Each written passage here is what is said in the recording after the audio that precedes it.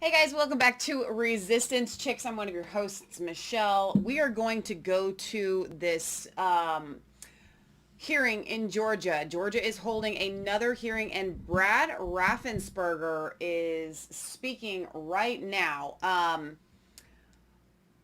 I paused it, or I muted it. I guess it's still going. No, I did. Yeah, I think I did pause it. And here's why. Because I wanted to start this off because I was listening to him in the background, and I thought, first of all, there's no rush because, as Leah pointed out to me this morning, we kind of like the ability to fast forward through the smoke blowing that a lot of these people do, especially knowing that Brad Raffensperger is speaking. I think it's hilarious that he chose not to share his camera on his Zoom. It's like, you're at home, get dressed. You know what I'm saying? Put some clothes on, show your face. They always tell you, don't trust someone that won't look you in the eye. Well, he's not even showing his face for this Zoom call, which I think is absurd. The people have a right to see his face. He's an elected official. All right? Let me make sure that we're going live here. You guys can see me and hear me and all that, because I'm not seeing anybody in the chat. Maybe it's too early for that. Okay, there's Clarence. But one thing that I wanted to say as I was getting ready this morning, when it comes to Georgia, let's just keep in mind that when we went to Georgia before, it started out and it was a little painful and it was a little slow, and they were giving a lot of leeway to Raffensperger's guy. I kept calling him Brian Kemp's guy. But Georgia knows better now. And Georgia has heard the truth. And at the end of that Georgia hearing, by the end, I should say, people were awake. And it was a really big deal. So without further ado, I'm going to rewind this just a little bit because Raffensperger was blowing smoke that I thought was important for you to hear the lies and to hear his covering of his hiney. His hininess. Yep, I did just say that. All right, I'm going to rewind it about 40, maybe like 1 minute. Election officials and boards that consistently fail their voters. I have this like this. This office is accused of problems in elections where we have zero. Did I rewind that far enough? No control. Only through a direct ability to hold people accountable can we improve elections accountability. Hang on. Many of the issues that voters complain about. Here. Come on. As soon as we knock one down. Here we. Okay, great. Here we go. Thanks for being here. Well, thank you, Smith. Anyway, the lighting is weird for me. Since his screen is black, I'm gonna have to wait until his screen is not black to make it well, first off, I hope you bigger. Sorry about that, guys. Preparing for a wonderful holiday, and like the chairman said, it's hard to believe it's already nearly Christmas. Well, I'm glad that we can meet today to answer the many questions I know both you and your constituents have. And let me begin by acknowledging that there are real, substantive questions, and those deserve attention.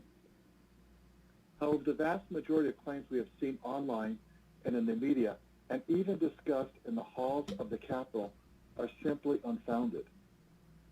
And what we're now seeing is that with Newsmax, One American News, and other organizations, see how scared he is? They're being forced to run retractions on the stories they ran. And this is what I have called a tsunami of disinformation, and it is dangerous. And worse yet, we have to respond to those rumors, disinformation and misinformation, chase it down with the limited resources we have. I've called it the rumor whack-a-mole. As soon as we knock one down, then another pops up. So our office is launching a website to get the raw information out to let people judge for themselves. For example, the State Farm video is on there starting at the 5:23 a.m. point when employees show up to a pond of water in the room. So everyone can watch the times of contention all the way up to them closing down before 1 a.m. instead of someone coming in and misrepresenting certain situations by slicing and dicing the video. We understand there are those that question the outcome of this election. Let me be clear. I was not happy with the outcome. But trust me, for our office, life would have been a lot easier had the outcome been 12,000 votes the other way. One of your members and one of the earliest supporters of President Trump posted on social media an accurate analysis of the voting results. We have worked to be as transparent as possible since I was elected to this office. Our goal today is to answer all of your questions, to get as much information out there as possible. And then let's look forward to what we can do together to strengthen and enhance our election system and process moving forward. Mm-hmm. All of you know I've wanted to take steps to tighten our system, and many of you share that same thought and wanted to also come alongside of us. And many of you actually have led when I was in the House on these issues, and many of you are on that committee that I'm speaking to today. I introduced many of those measures in the last two sessions, focusing on the individual voter and the power of their vote is paramount. Federal law, though, gets in the way many times. Many of the issues that voters complain about lays directly at the feet of Congress. List maintenance for starters, our inability to do proactive list maintenance robs every legal voter in Georgia. A vote diluted is a vote denied.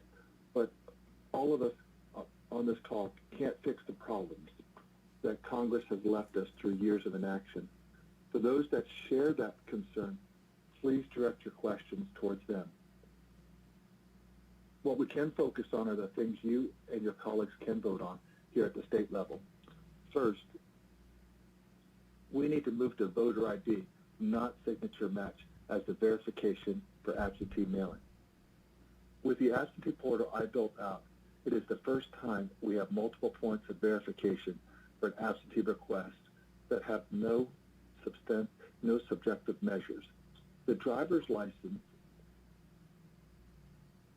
and the date of birth are required to receive a ballot, and that has been used by 75% of absentee voter requesting new ballots for the January 5th runoff. It's simple, it's fast, and it's secure. Second, this cycle has shown we need to move to an excuse-based system for absentee voting. The no-excuse system voted into law in 2005, long before most of you, if not all of you, long before I was in the General Assembly. It makes no sense when we have 3 weeks of in-person early voting available. It opens the door to potential illegal voting, especially in light of the federal rules that deny us the ability to keep voter list registration files clean. And from a logistical challenge, it's a tremendous burden on our counties and in Georgia, as you know, because counties run elections. Third, my office needs to be able to remove, and probably I need to say it a bit more bluntly, I need to have the ability to fire election officials and boards that consistently fail their voters. For years, this office is accused of problems in elections where we have zero authority and no control. Only through a direct ability to hold people accountable can we improve election accountability and transparency, and thus improve voter confidence. In the business world, you don't hire a CEO, tell them to fix the company, and then say you can't change anything. Change the marketing, can't change the product. So he's asking for more power. You can't hire low-performing personnel. Who does that? I want the ability to fire the bad guys. That's why I asked for that authority for the Secretary Or the of good State. ones. This year has been a strain on everyone. It's been difficult on you. It's been difficult on your constituents, the county election officials. If our you're just staff, joining us, everyone. this guy is blowing I know smoke. there is an idea to play the blame game here today. Blame shifting is not productive, and it doesn't fix problems. I'm not All of us trying need to blame focus on anybody. Don't solutions blame that improve me. the election process and make it secure and accessible for voters, so there is strong trust and confidence in the system. Our job is to answer your questions as best we can. I understand some of you on both sides of the aisle question the system and the outcomes. But all of us serve the same voters, and given the close nature of the race, about half are happy, about half are not. and that I makes think all it's of our lives more over difficult. half that are not. Understand that all of us are working to do the best job we can for all those people we all serve. Mm-hmm. To answer the details of the question today, I have with me Ryan Germany, who's our general counsel, who's been in this position since 2014. He's seen an awful lot of litigation, going all the way back to the 2016 and obviously the 2018 race. He has been doing a great job given the political and litigation issues our office has faced. Gabriel Sterling, our implementation manager. All of us will do our best to fully answer any questions you and the committee may have. With that, I just want to say I'm grateful for the opportunity to be with each of you here today. So thank you and Merry Christmas. Chairman, there are ongoing lawsuits we are currently handling, obviously. So I can have Ryan Germany speak to those. Oh, my speaker died. Hang on. Let me see if we can connect this other one. The questions will no doubt involve Your palm gear device is on. So I think the problem that we're having is my speakers are not holding a charge. Your palm So gear I have device is now paired. I have a Enjoy. new one That now, coming in the mail. One of the things that we were hoping, I think, is an update on certain investigations, or maybe a comprehensive update on investigations and maybe some specific ones. I thought that might be appropriate first, and then we can dive into some of the committee members' questions, if you will. The chairman, I think Ryan should go ahead and do that since he's been handling the litigation issues and is involved in the investigation process because of the legal ramifications. Yes, sir. Thank you, Mr. Secretary. Thank you, Mr. Chairman. This is Ryan Germany. His audio is quiet. That's not mine. That's on mine. We listened to him last time. 2014. So thanks to each of you for convening this morning during this holiday week and to allow us to speak to you and answer any questions you might have. We know that you and your constituents have a lot of questions about the November election. As the Secretary said, we've been doing everything we can and are continuing to work to get out accurate information. There has been a flurry of misinformation that has been perpetuated, and as the Secretary mentioned, numerous outlets who hosted that are now having to issue retractions. So I think that's a good thing, but it's kind of the old saying about the lies halfway around the world that the truth gets its hands on. So that's what we're seeing. Both Fox News and Newsmax posted statements saying that they have seen no evidence has been offered that Dominion or any other voting machine used software or reprogrammed software that manipulated votes in the 2020 election. That's consistent with what we see as well. Unfortunately, election misinformation is not new in Georgia. I was in this same role in 2018, and we were constantly You fighting. can't even really misinformation hear then as him, well. can you? From my perspective, many of the claims made about the 2020 election are very similar to claims that were being made about the 2018 election, including allegations of vote flipping. I think we're gonna take our fast forward time and go through him. A lot How of about the that? complaints that we get into that COVID Get caught crisis. up here so we can get through. It was something that our office supported. One of our main goals this year was to make sure that, going back to one of the pillars of the 4-pillar litigation strategy, that the election day receipt deadline for ballots was not extended. Not only is that a bad idea, it's an especially bad idea in Georgia because we have runoffs. We're one of the only states that have a general election runoff. So our election officials have to really get going on a runoff. They've got to finish all their post-election activities and get going on a runoff very quickly. So we wanted to make sure we protected that election day deadline. A federal judge initially extended the deadline 3 days. Her decision was stayed by the 11th Circuit, and the 11th Circuit, in a good decision, cited our use of drop boxes as a reason why it was not necessary to do that. We've also got some questions about the signature audit that we are conducting. Our investigators and GBI are completing a signature audit in Cobb County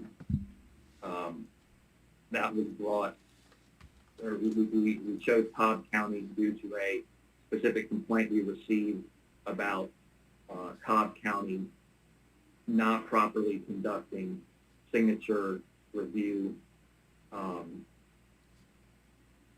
absentee ballot applications in the primary election. We're investigating that claim. As part of the investigation of that claim, we have looked at Cobb County policies that they had in place then, spoken to people involved, including the supervisor who was alleged to not be doing the process correctly. And frankly, from what I've looked at, and it'll go to the state election board, but it looks like they were doing it correctly. However, given the allegation and given the environment we're in, we decided, okay, let's go ahead and just look at least a statistical sample of the signatures, and our investigators in GBI are concluding that process now, and we should have results shortly for you guys. We're also going to conduct a signature study.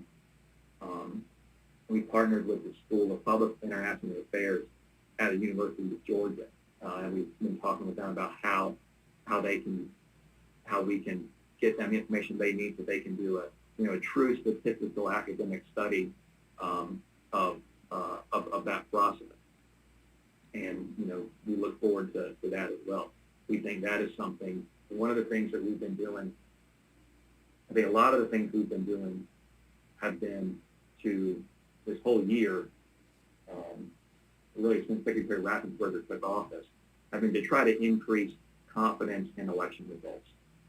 Well, you failed at that. In the United States, after did not 2016, succeed. when people, You went down. People lost confidence, and it was already started low. questioning confidence of election results. In Georgia, we saw it, of course, in 2018, and we're seeing it again now. So we're So trying you to didn't put make in any place changes. stuff that is going to, to increase confidence. That's why we did the full and audit.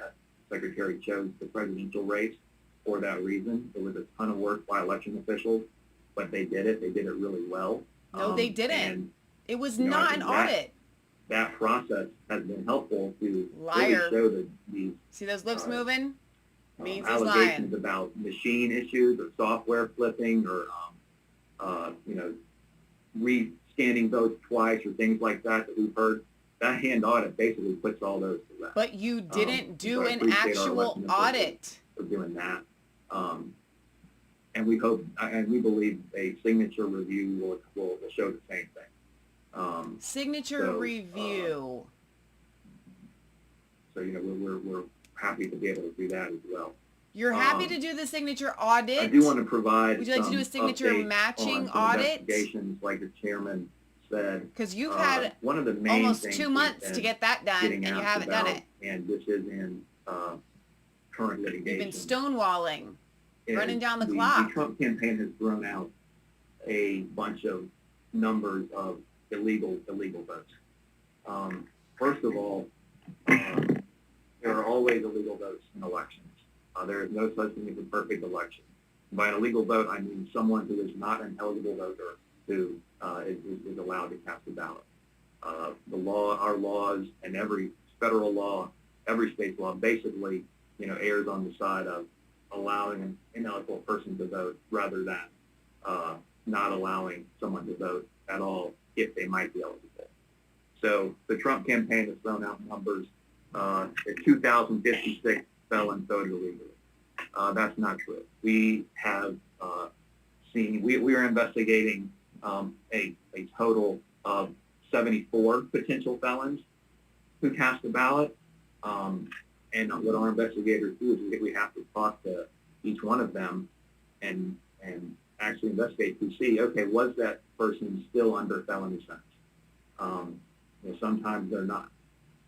So we're investigating those. The total universe, though, is 74.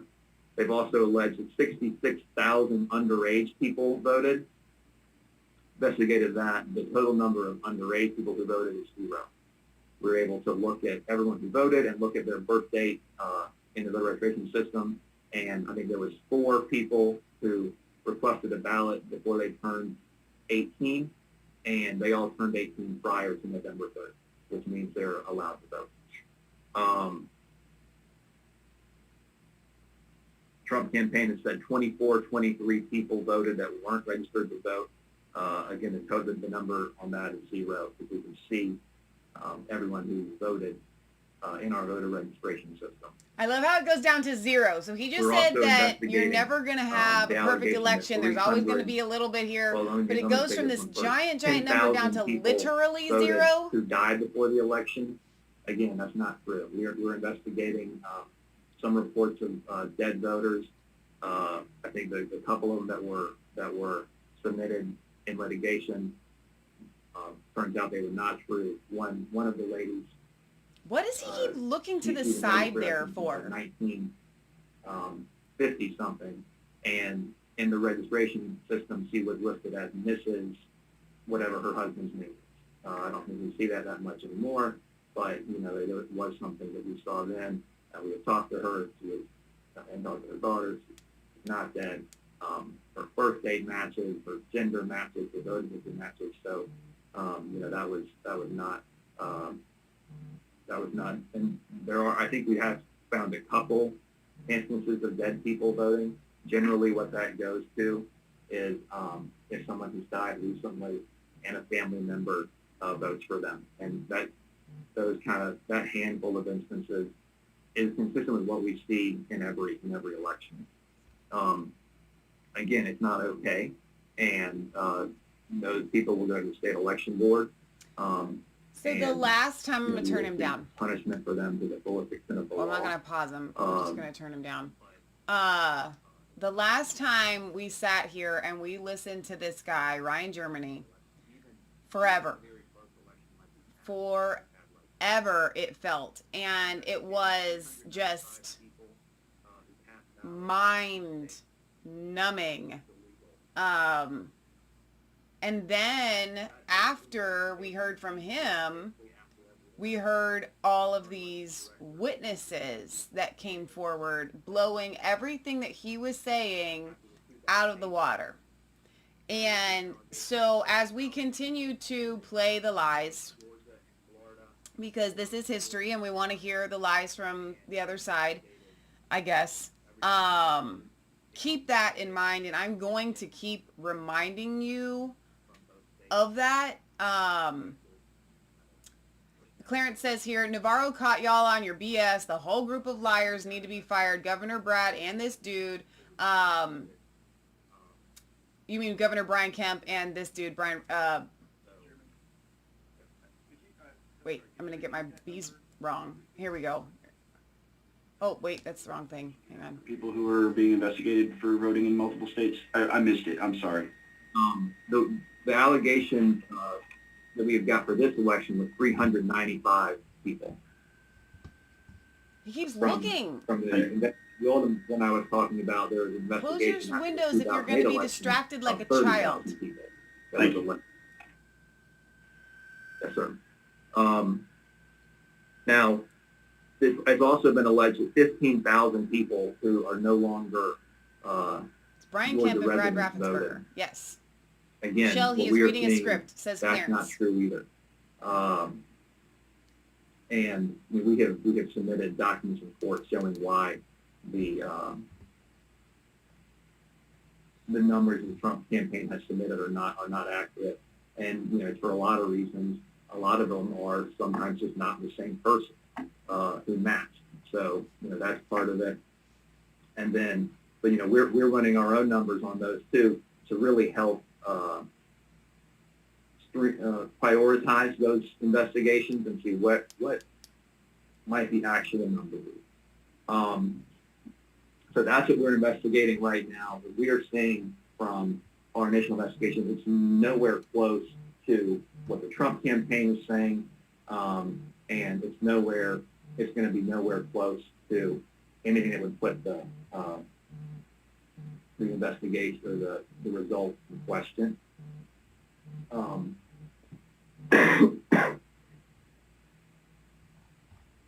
those are tedious investigations. It requires basically, figuring out the residency of each person, and residency can be complicated. There's people who no longer live in Georgia who are eligible voters. Of course, it's going to include overseas military people. It also includes college students.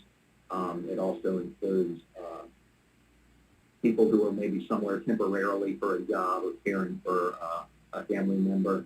And it also includes people who might He have is like- more than one That's bugging me. home, basically. So He can't keep his eyes that's what like we're looking at, and we'll continue in the moment. to do that. Now, even a small number of illegal votes from our perspective is not okay. And so we will go after each of those. Unfortunately, and if I can get to another question, it is a fairly tedious process to, really wrap a bow around all of those and get them ready for submission to the state election board and for potential prosecution if that's the direction the state election board chooses to go.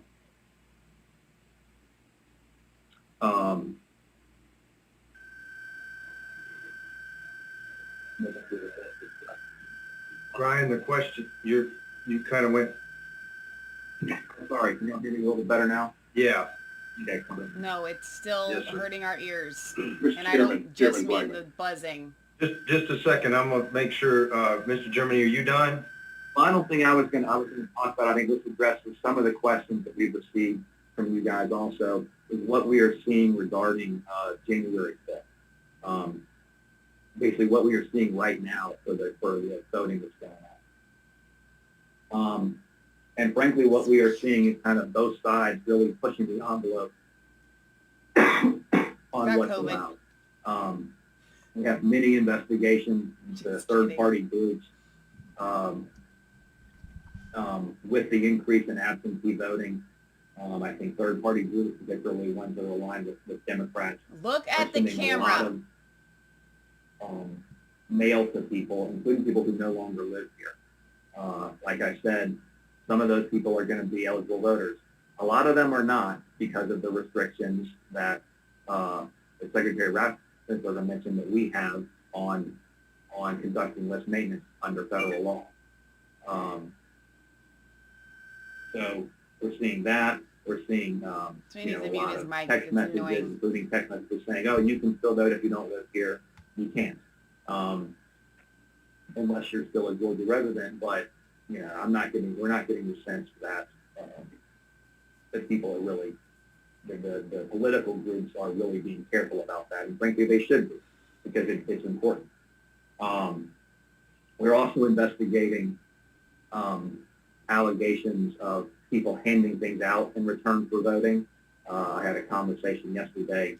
So I'm going to turn him down We got a again. lot of I know that sounds important, but we know how that's going to turn out. You're not going to find anything. Because I want to remind you guys, because there have been so many hearings, and if you have been with me through them all, it gets a little bit mixed up.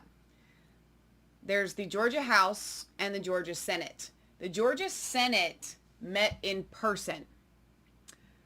It was in Georgia where we saw Miss Susie. It was in Georgia where we started out with this guy for like 3 hours. It was so boring. In person, in the meeting. And it was in Georgia, Rudy Giuliani was there, where we saw the video footage come out of the State Farm Arena. Do you remember that day? So we started out with this guy, Snorefest, and we were like, maybe we shouldn't even. And then Giuliani and the team come in, and all of the witnesses come in, and it's awesome. This is the Georgia House of Representatives Committee, now hearing from Brad Raffensperger and Ryan Germany here. I don't know what else is on the slate for today. I'm hoping that we can get through questions to these people quickly and move on to maybe something that has more that we can sink our teeth into. But I really have no idea what the schedule looks like for the rest of the day. I just wanted to remind you, because we have done a Zoom call with the Georgia representatives, and I think it was in that we had a couple of lefties back out early. They were like, this is a joke, this is a sham. which helped the process go a little bit faster. But I think it might have been in the Georgia Zoom call where that one girl was saying that she did her own, digging and finding and debunking of all this stuff. So I'm just trying to refresh your memory of where we are. When you're there voting or when you're in line to vote, you really shouldn't be bothered by anybody if you are unable to read or otherwise need assistance. If you're disabled, physically disabled, then you can get that assistance. But there's plenty of people in the polling place who can provide it. So I really think we need to, both sides could really help by trying to leave polling places an oasis for voters, both just for the purpose of casting votes. And I think moving forward, what we have seen is I think a real need, talking to county election officials this year. Some of them made the good point that they were being asked this year to basically run 3 parallel voting systems, an absentee ballot system, and an early vote center system, and an election day system. And based on the volume of absentee this year, that was really unsustainable for counties. And I think that's something that the General Assembly should look at going forward in the way that the Secretary talked about. I can, there's a few other investigations I was going to provide updates on. It might be better, Mr. Chairman, if I turn it over to you guys and then y'all can ask about the ones that you want. I feel like I've been talking for too long. Yeah, we'll give you a break there, Mr. Germany. Thank you for those updates. I didn't know, we do have Mr. Sterling on, but we have a number of questions lined up. Did you want to take a minute, Mr. Sterling, and tell us in what capacity you work for the Secretary of State's office, and any? This guy is Sure, a I can. joke. First, Merry Christmas to everybody. Thanks for coming to do this. A joke. I have been a contractor as the He's voting lackey. system implementation manager since November of 19. The intent, we were trying to find a project manager.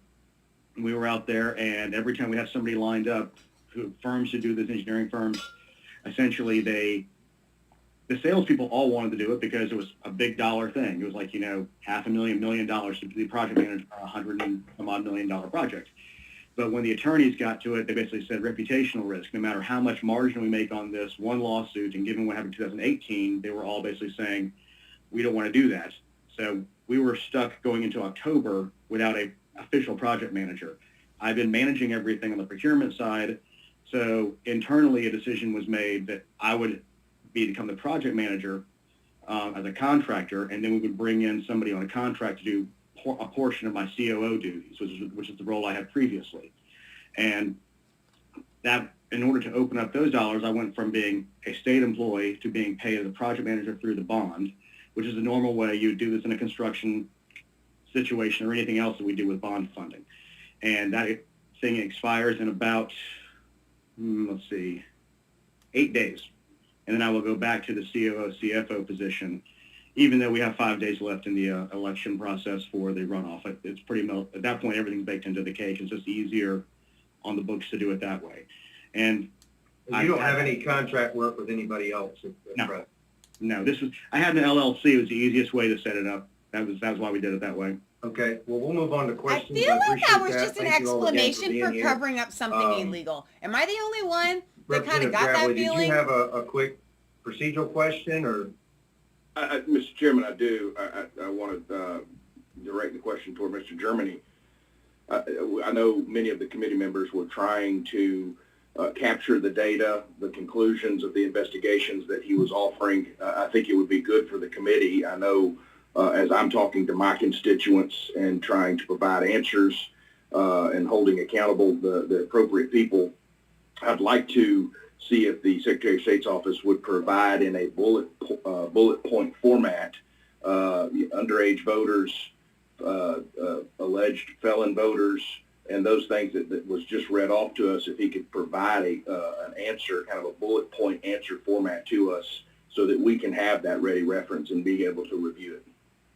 I wasn't able to capture all the information that he was giving us, but I think it's pertinent to the hearing today, and if they could provide that, that would be fantastic. Thank you, Mr. Chairman. Yes, good point. Is that a problem? Happy to do that. Happy to do that, Mr. Chairman.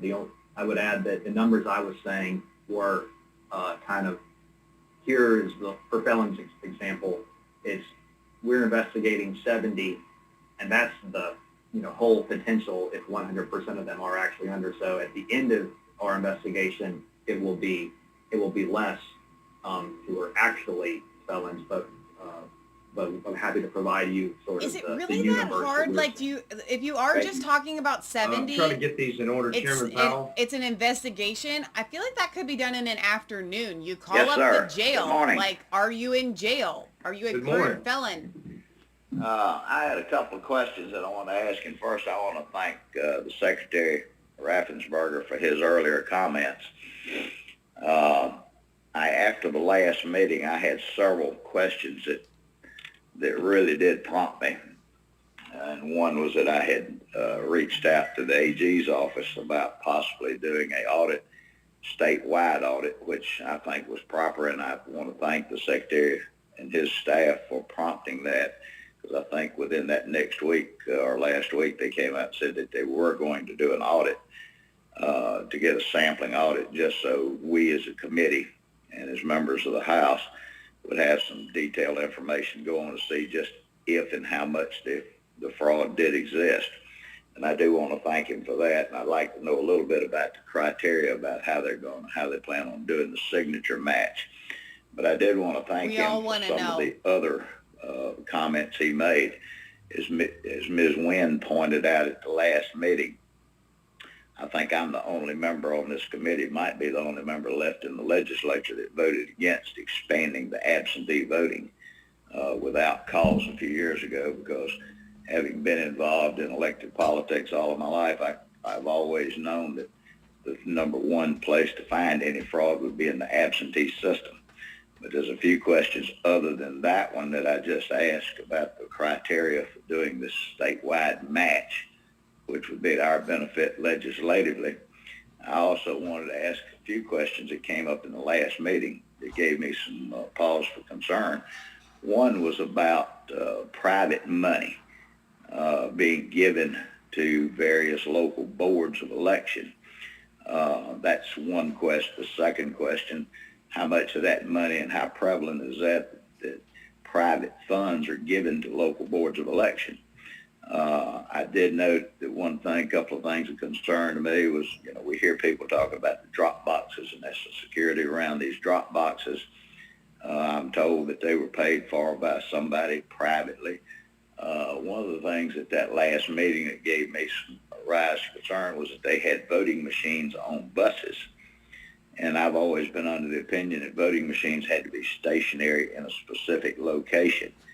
And now we're seeing, snapshots of them set up in parking lots, and I don't know if that's true or not, because we've heard so much fiction or not knowing what's true and what's not true. But I do want to ask that as another question, if they might could, answer to that. And finally, I will say that his comments that the federal laws are some things that have given us so much angst and over the years about how we craft legislation for security and voting. Don't know what we can do to get around some of that federal legislation, but at the same time, one of the problems that I see is that every county runs their elections.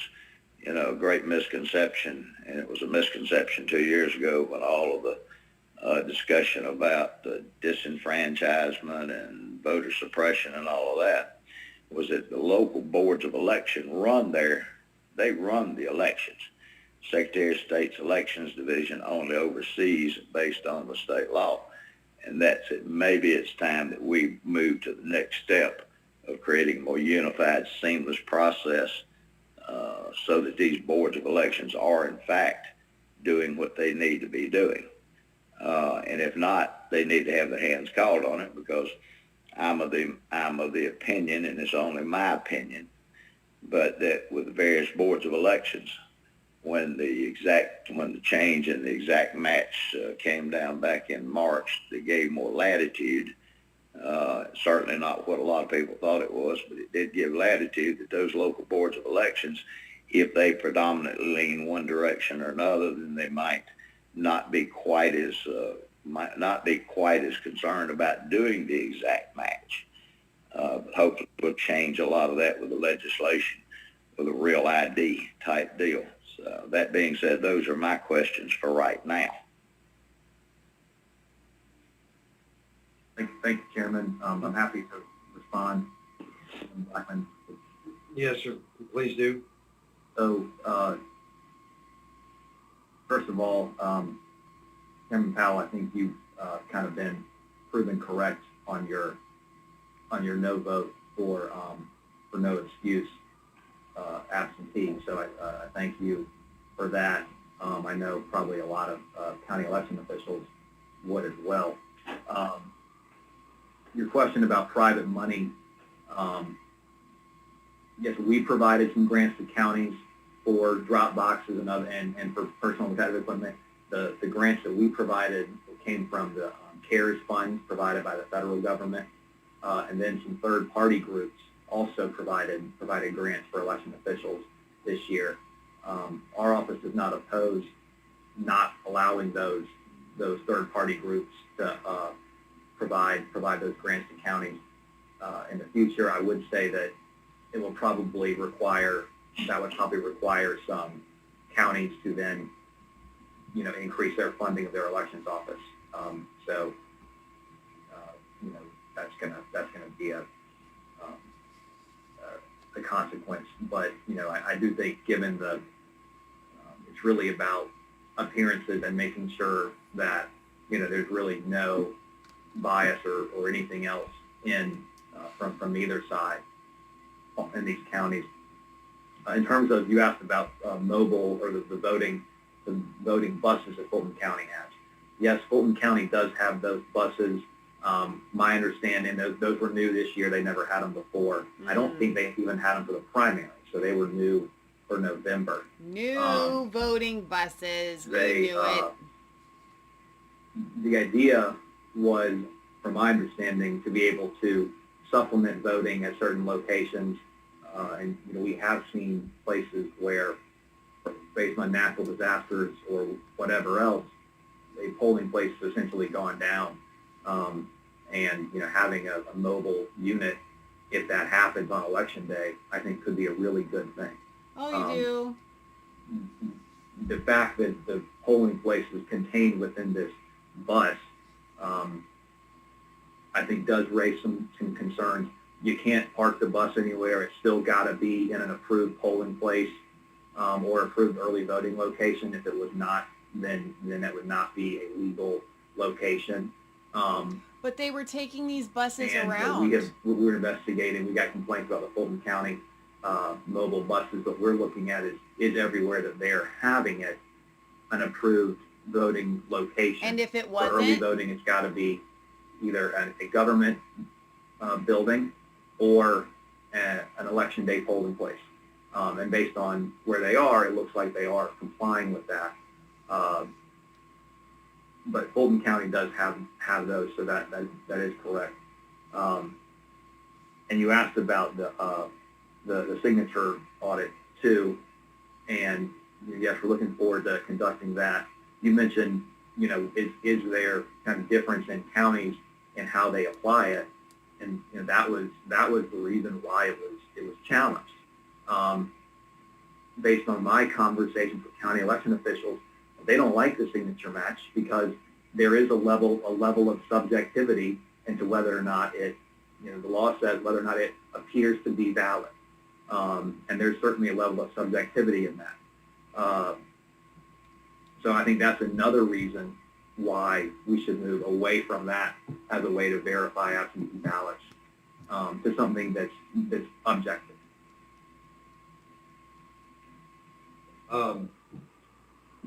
Thank you. Representative Oliver. Thank you, Mr. Chairman. This is very helpful, and I want to follow up on Representative Gravely's suggestion that we have some written summary. Did I understand, am I correct that President Trump's chief of staff visited the site of signature match investigations in Georgia yesterday? That's correct. And was the Secretary of State, Raffensperger, notified that he'd be coming? We were notified about 5 minutes before he showed up. I think we were notified when the Secret Service showed up for their advance work. What was the purpose of his visit, to the extent Chief of Staff Meadows communicated that purpose to Secretary of State Raffensperger? I'm not aware. I don't believe that Secretary and Mr. Meadows spoke. The way that the signature match audit was Brad conducted, is right it there was on in the Zoom Cobb call. Civic Center. Ask him. And do you have to that's speak a for public him? building, but we had a room where we were conducting it that was not public. Chief of Staff Meadows was not allowed in the room. He was able to look in the door, basically like anybody else would have been able to do. And he stayed about 15 minutes. Is that correct? I'm not sure.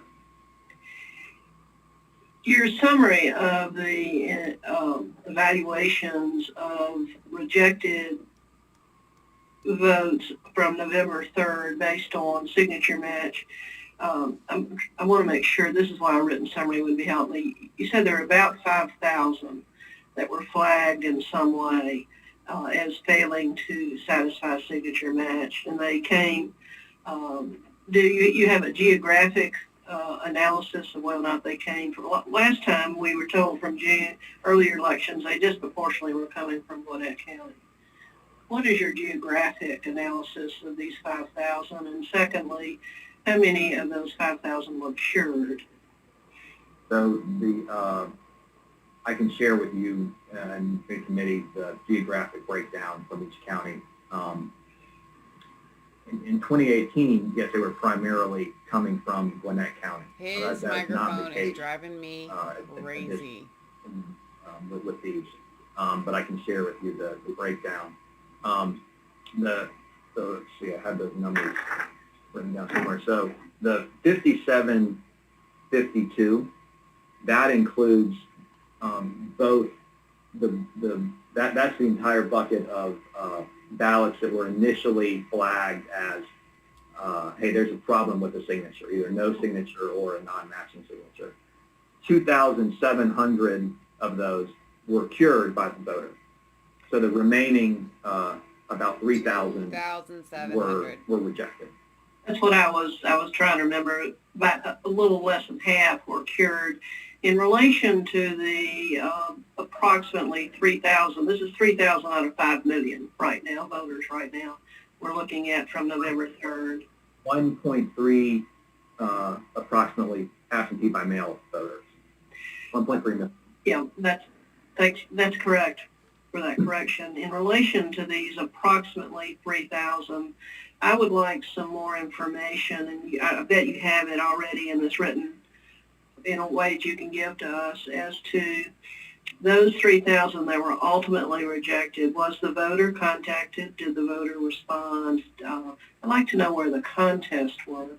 We are going to have what looks to me like a fairly serious political contest or fight over this issue, and I want to put it in context that it's 3,000 out of 1.3 million voters, that it may be disproportionately taking up our time when we could be helping people do something else. So thank you, Mr. Germany. A written analysis of your investigation would be very helpful because the numbers really matter to me.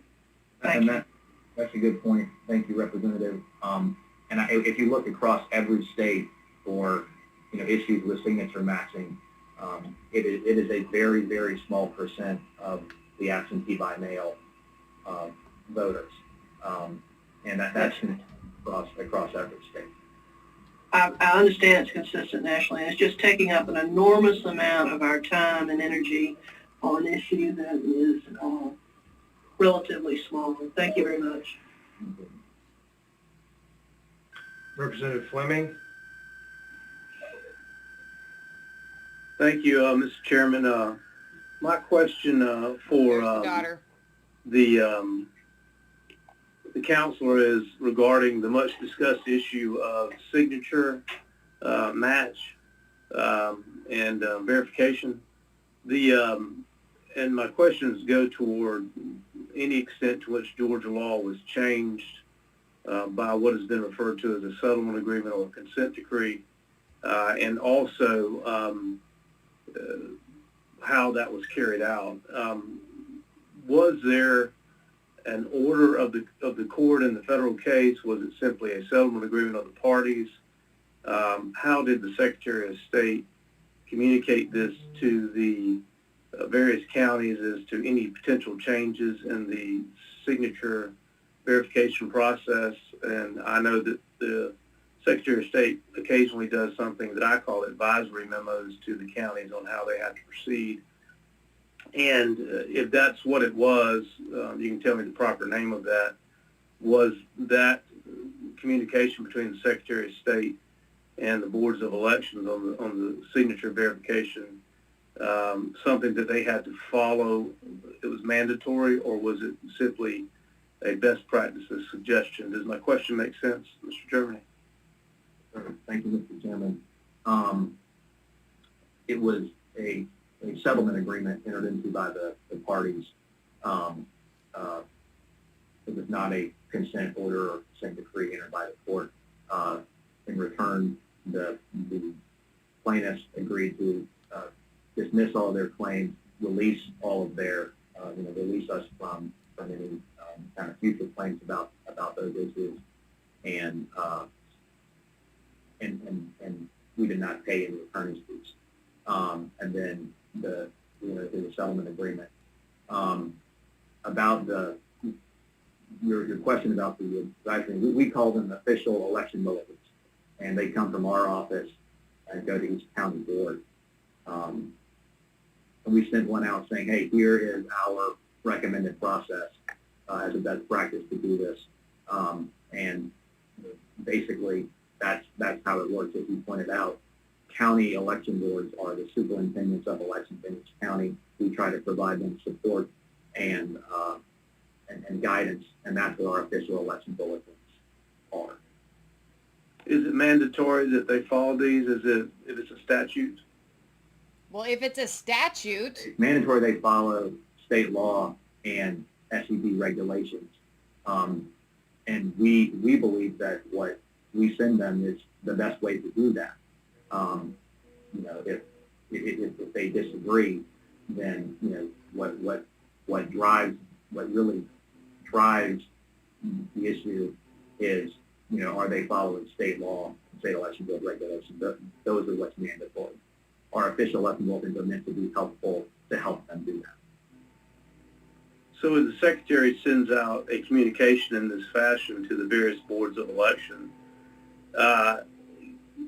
has he or can he, by doing that, mandate that they follow that, or is it simply the Board of Elections' discretion as to what the statute is and how they must follow it? Does my question make sense? Yes. No, it's their open for discretion and their obligation interpretation to is follow what he's law. getting at. Ours is meant helpful. If they disagree with it, then it's not. You don't get pulled in front of the state election board for not following an official election bulletin, but you do for not following state law or state election board regulations. My last question, if I may, Mr. Chairman, and Mr. Germany, you may or may not be able to comment on this depending on any litigation. There has been discussion about Coffee County, Georgia, and the Board of Elections there, and issues as to whether or not they certified election results, and issues as to whether or not the voting machines properly recorded votes in races. And are you able to comment on what that is all about and the status of that? Yes, sir. Thank you. So yes, after about the same time as y'all's last meeting on these, our investigators went down to Coffee County to basically see what the issue was. There were some things that said at the last meeting that were not true. I mean, one of them being they couldn't come to our office, we wouldn't call them back. We actually had a tech on the way to their office that Friday afternoon that they had called us, but they had already left. So you didn't call them back? You just sent someone? So I think there was some stuff about that was not exactly accurate. And then the next week, we sent our investigators down there to see, okay, what exactly happened? What we saw is that, she had that video of, oh, here's how you could go change votes. The director confirmed to our investigators that she, in fact, did not do that, that they followed the process, that she was not aware of anybody who did that or had any evidence that anyone in Georgia had not followed the adjudication process, which requires a Democrat, Republican, and an election official to conduct those adjudications. And then in terms of her results, my understanding is they did certify their recount results. They had an issue where it looked like they had, I think, maybe scanned one batch of ballots twice in the just recount. one. Mm-hmm. And so they had 50 extra ballots from the recount than they had from their How does that happen? Results. And I believe they were able to find and rectify that prior to submitting us their certified recount results. And once again, understanding that ongoing litigation, you are obviously the right person to know whether or not you can or cannot respond to this. But as I understand it, there has been a request to examine the voting machines in Coffee County with proponents of a lawsuit that make the accusation that they are somehow not properly recording the votes. Is there a availability for an outside group challenging this, the efficiency of the proper working of the voting machine to actually have one set aside where their quote-unquote expert could actually examine the machine? We want them and all. if Don't so, give me run one. tests? Well, No, obviously no, with no, someone from Coffee They'll County cherry or pick that Secretary one, of State's office wipe being it there clean. to supervise, I guess We I want would them all. say. Yes, that's something that we try to put together in litigation. Normally, third parties are not allowed to access the voting equipment, the voting servers, or anything like that. That's in state election board regulation. We have had a lot of litigation over the machines since they've been And why are you adopted. fighting it so hard to let people let it be examined? We're now seeing different What detractors, is the but they're purpose making the same behind the claims fighting of about it? the machines that have been made. Our position has always been, let's set up a fair inspection where both parties that are has present. not been your where there's that has videotape, not been your where position. rules of engagement are agreed upon, and then we'll go You've forward. been fighting this tooth and nail from day one. Disagree with is any kind of sort of unilateral access from people who really seem to have a certain result they want to reach. So but we're happy to. That's been our consistent position before. Thank you, Mr. Chairman. Thank you. Representative Wynn.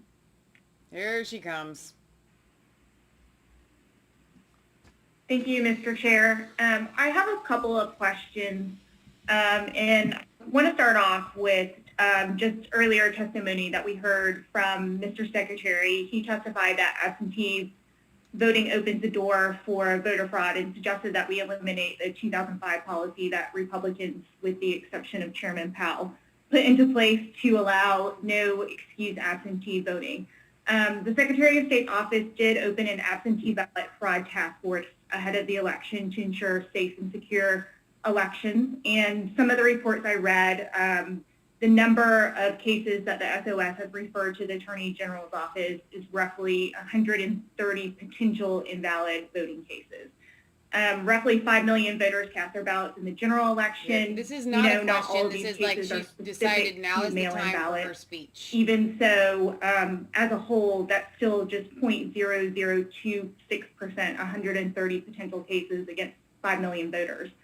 If there's no evidence as it pertains to fraud and absentee ballot voting and the SOS Now, this is a good proactively question, sent out actually, applications because I to was vote going by to say the mail same in the thing. primary, because we are in fact in a pandemic, and this is a voting method widely used by voters on both sides of the aisle.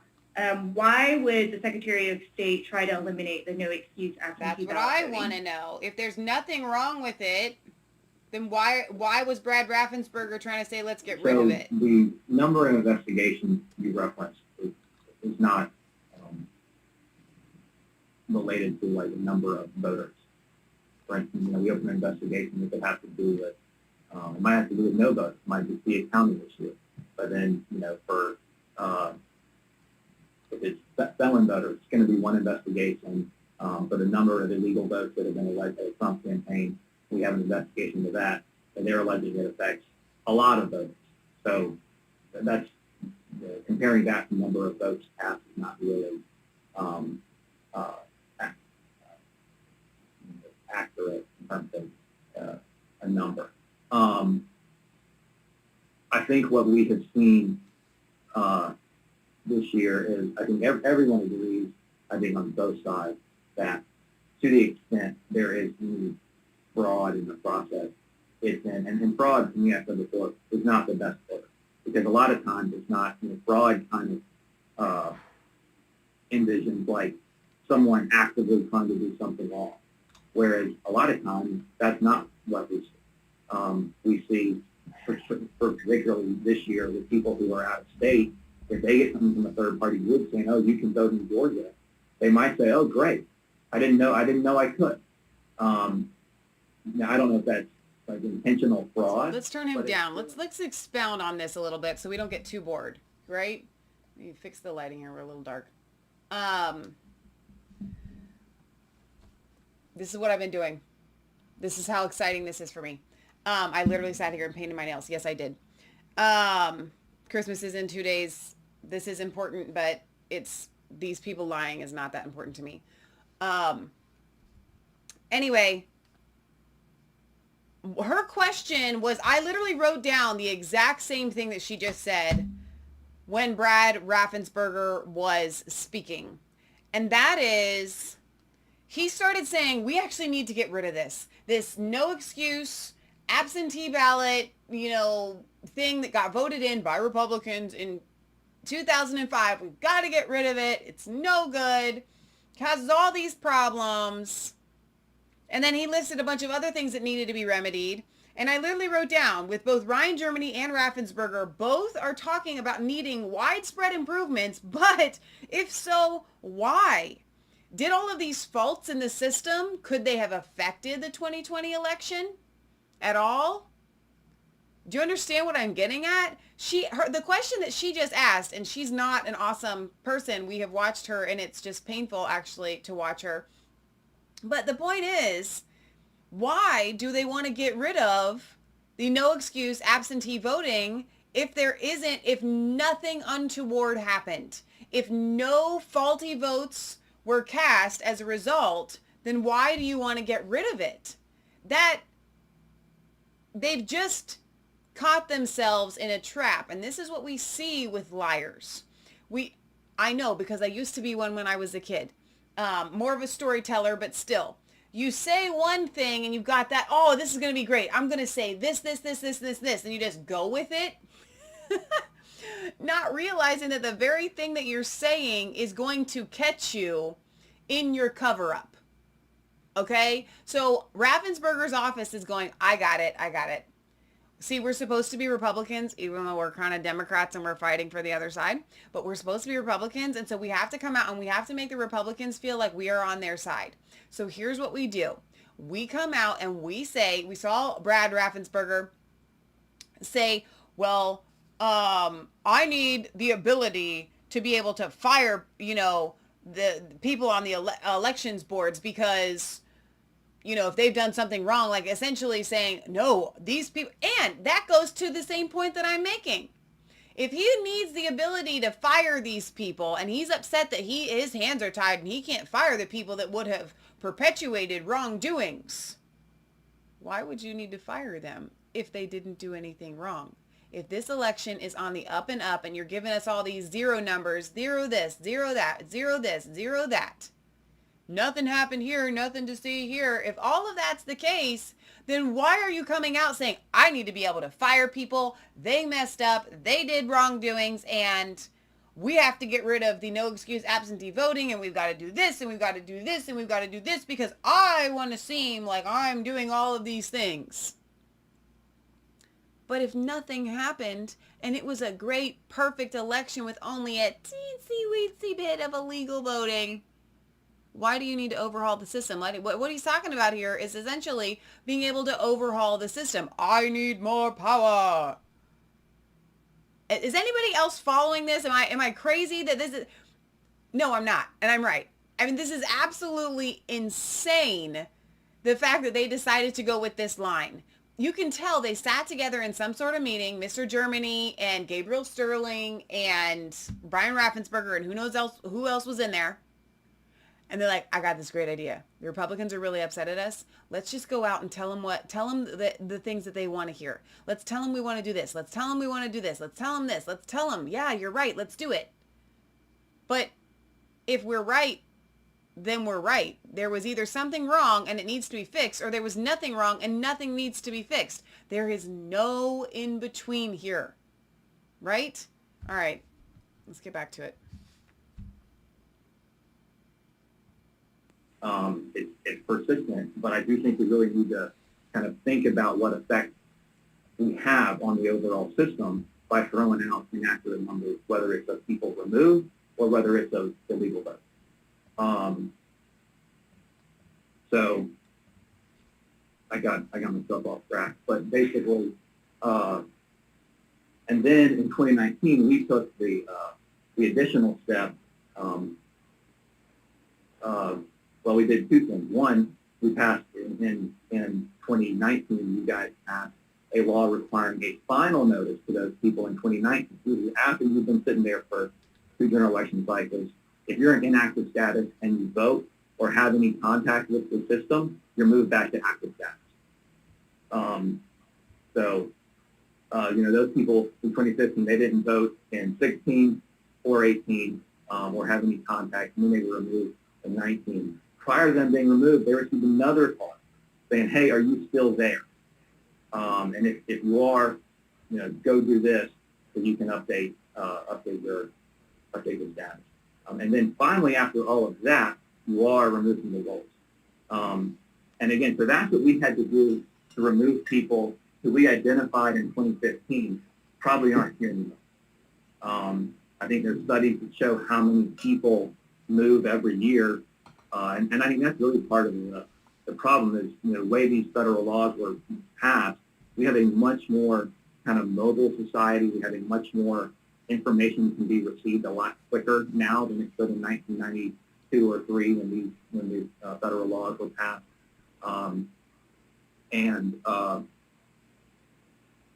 So we are certainly not removing too many people from the rolls. There's people who have moved since 2015 who are still on our rolls, basically. A lot of people. And the law errs on that side, that's fine. When you then go to a massive absentee system, like we went through this year due to COVID, then it certainly is going to raise potential concerns. I think that's what we're seeing. But nothing happened this time. And then, Mr. Chair, I just have a couple more questions, and these are just yes or no questions because some of these things were brought up into the in the prior committee hearing. And yes, ma'am, you can ask those. I just want to real quick mention to our folks here that are answering questions and asking is that I think everybody on the committee has questions. So as succinct as we could possibly be, obviously this is extremely important, very serious, and we want to try to get to as many questions as we possibly can. So please proceed, Ms. Thank you, Mr. Chair. Mr. Germany, you mentioned, we did verify previously, it is legal for counties to employ mobile voting units as long as they make sure they're in the right places. Is it legal for voters with disabilities to receive assistance with voting? To receive assistance with voting, you have to either be unable to read either English language or have a physical disability. Yes. Is it legal for both the Republican Party, the Democratic Party, and other third-party entities to assist with ballot curing? The devil's kind of in the details on that. It depends on how that happens. And have you found any evidence to suggest that mobile voting units or voting through secure drop boxes increases the number of voter fraud cases? Mobile voting, we have investigation on that right now. I don't think so on that. In terms of drop boxes, we've got a lot of complaints that we've investigated so far. When we get an allegation of, someone dropped off a ton of ballots here, which would not be allowed, probably, depending on who that person was. We pulled the videotape and the video surveillance, and what we have seen so far, we have not substantiated any of those. Okay. Thank you, Mr. Germany. Thank you, Mr. Chair. Representative Collins, are you on the call? And then we'll have Representative Turner and then Representative Shannon. Can't hear you, sir. Oh, can you hear me now, Mr. Chairman? Yes, sir. You're Now we can hear you. We're good? fire away.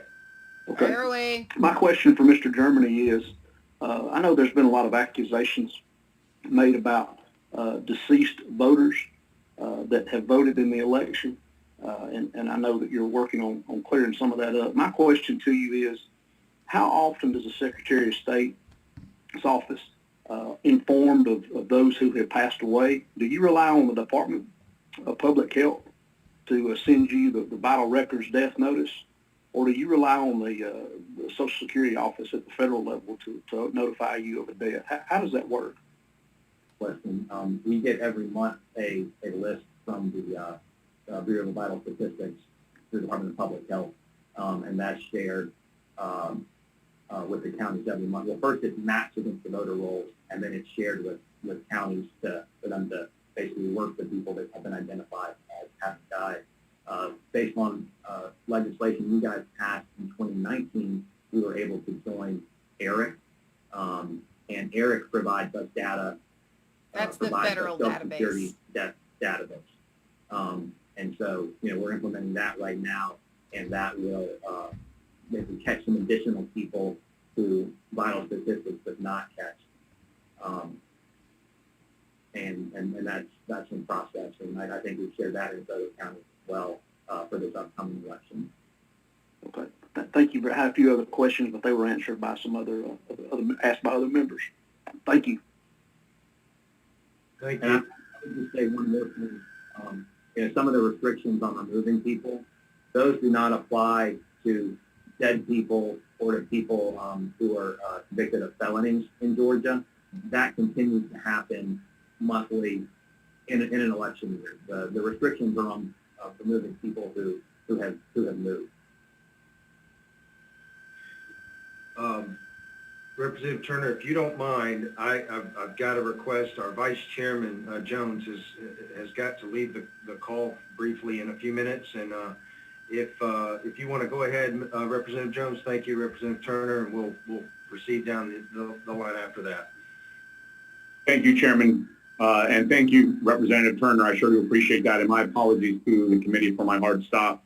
Mr. Germany, just for the spirit of time, I'm happy to get these to you by writing, but could we, just for the committee's sake, if we could I'll do kind of a quick question, you could kind of give a general quick answer for timing purposes. Is that okay? Maybe. Understood. All right. I like the fact that you understood. I led you there.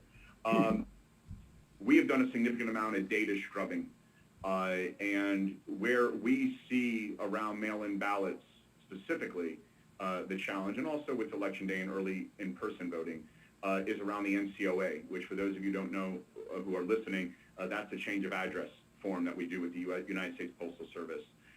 We have seen a little over 15,000 Georgians who put in a change of address to an out-of-state address who still voted in the election in the general. Now, we don't necessarily believe that means that all 15,000 were illegal. That's not the statement that I am making. However, it does at least raise the question of that needs to be questioned to ensure those individuals were in fact Georgians and they were not now someone who lives in North Carolina, Oregon, New York, etc. So here we go. So the first 6 questions are around the NCOA, if that's okay. As brief as you can you walk us through just the standard NCOA process that the Secretary's office uses in terms of putting them from active to inactive?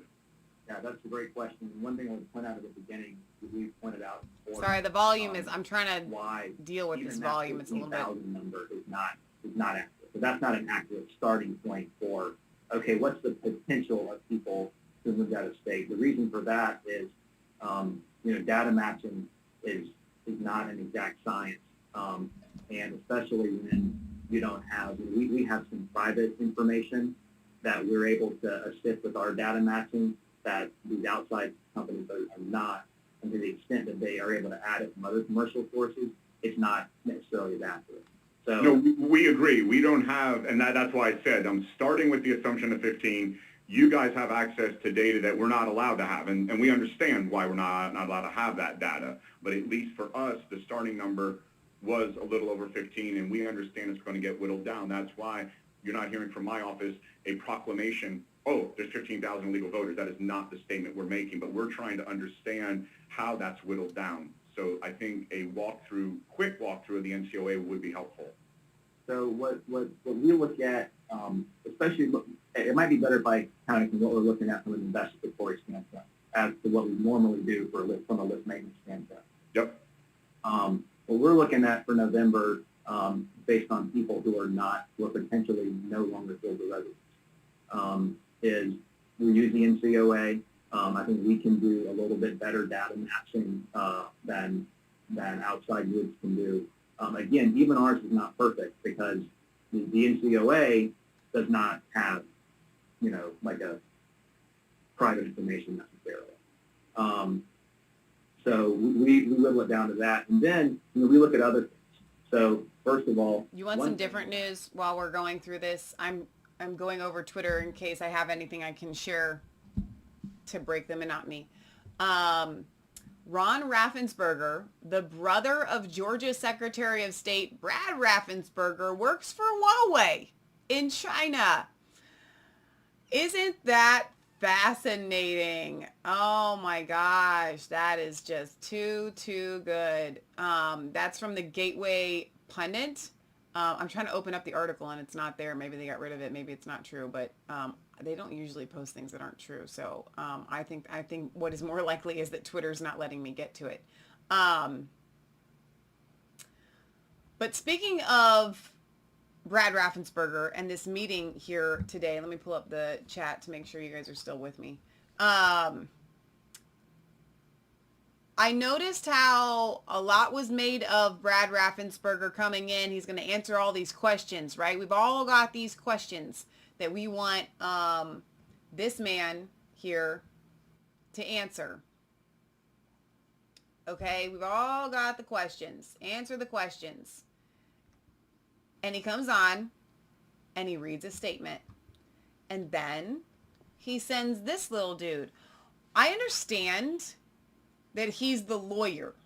Okay? I get that. But why is it that the lawyer seems to know more about the election process than the Secretary of State?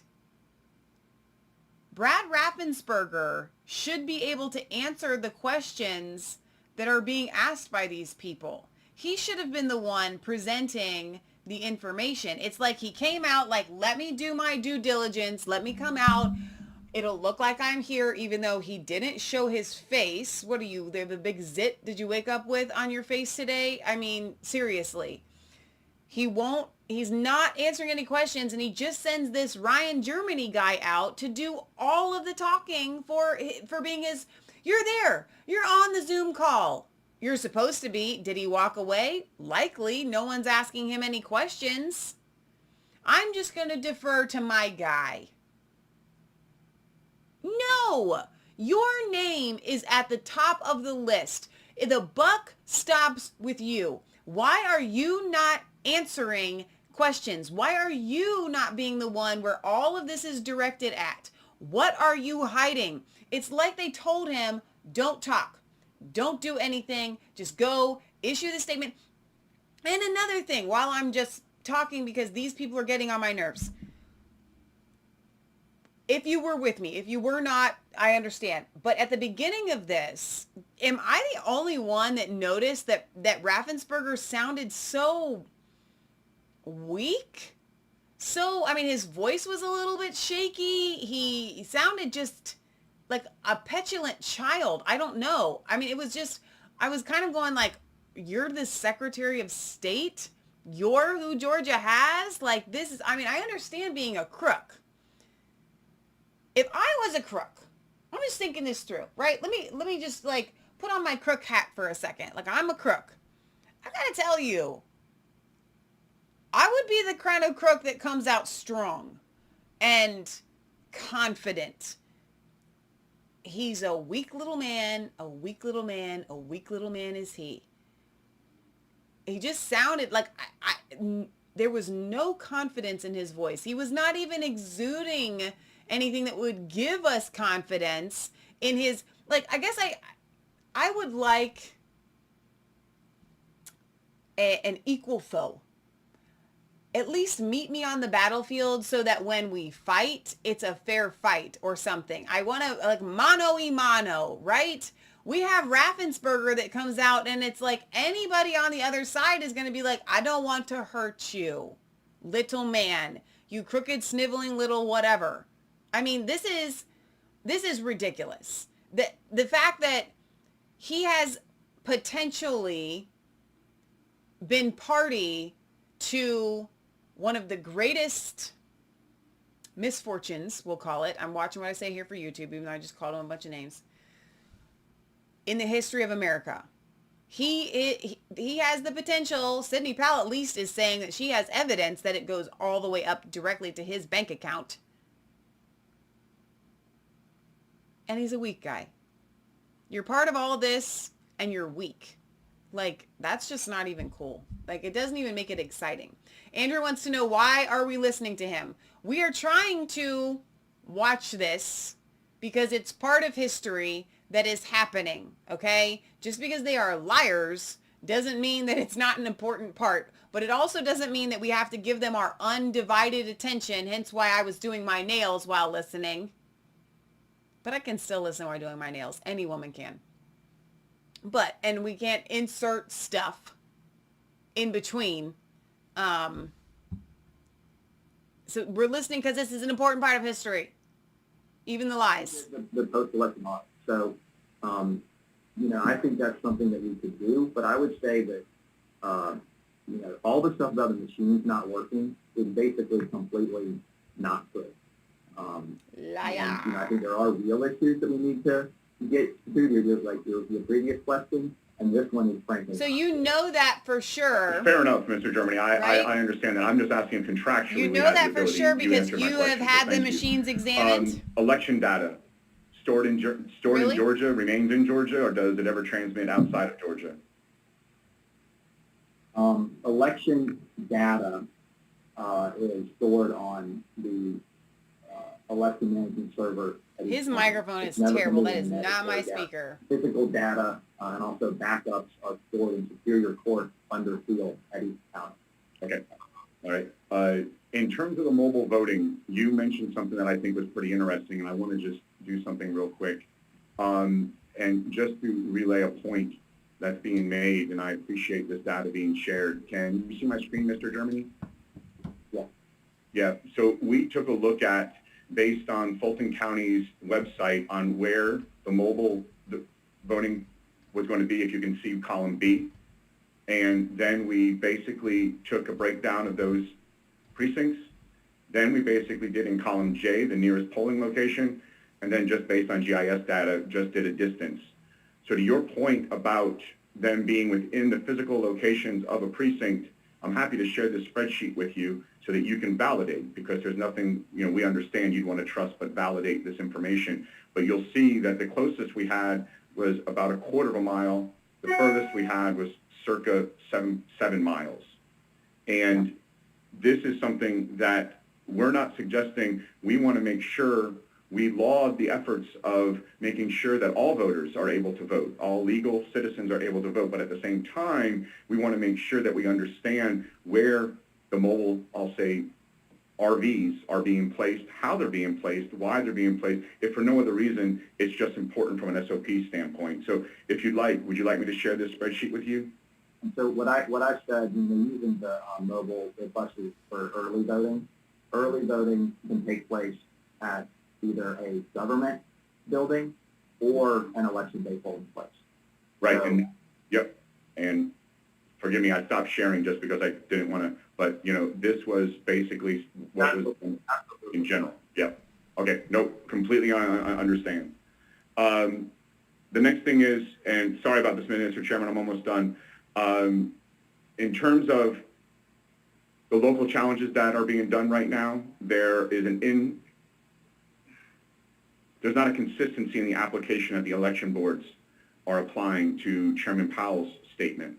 And is that something that the Secretary of State can provide guidance to the election boards in terms of where the burden of proof lies versus there being such an inconsistent statement being made to the citizens of Georgia who are making these challenges?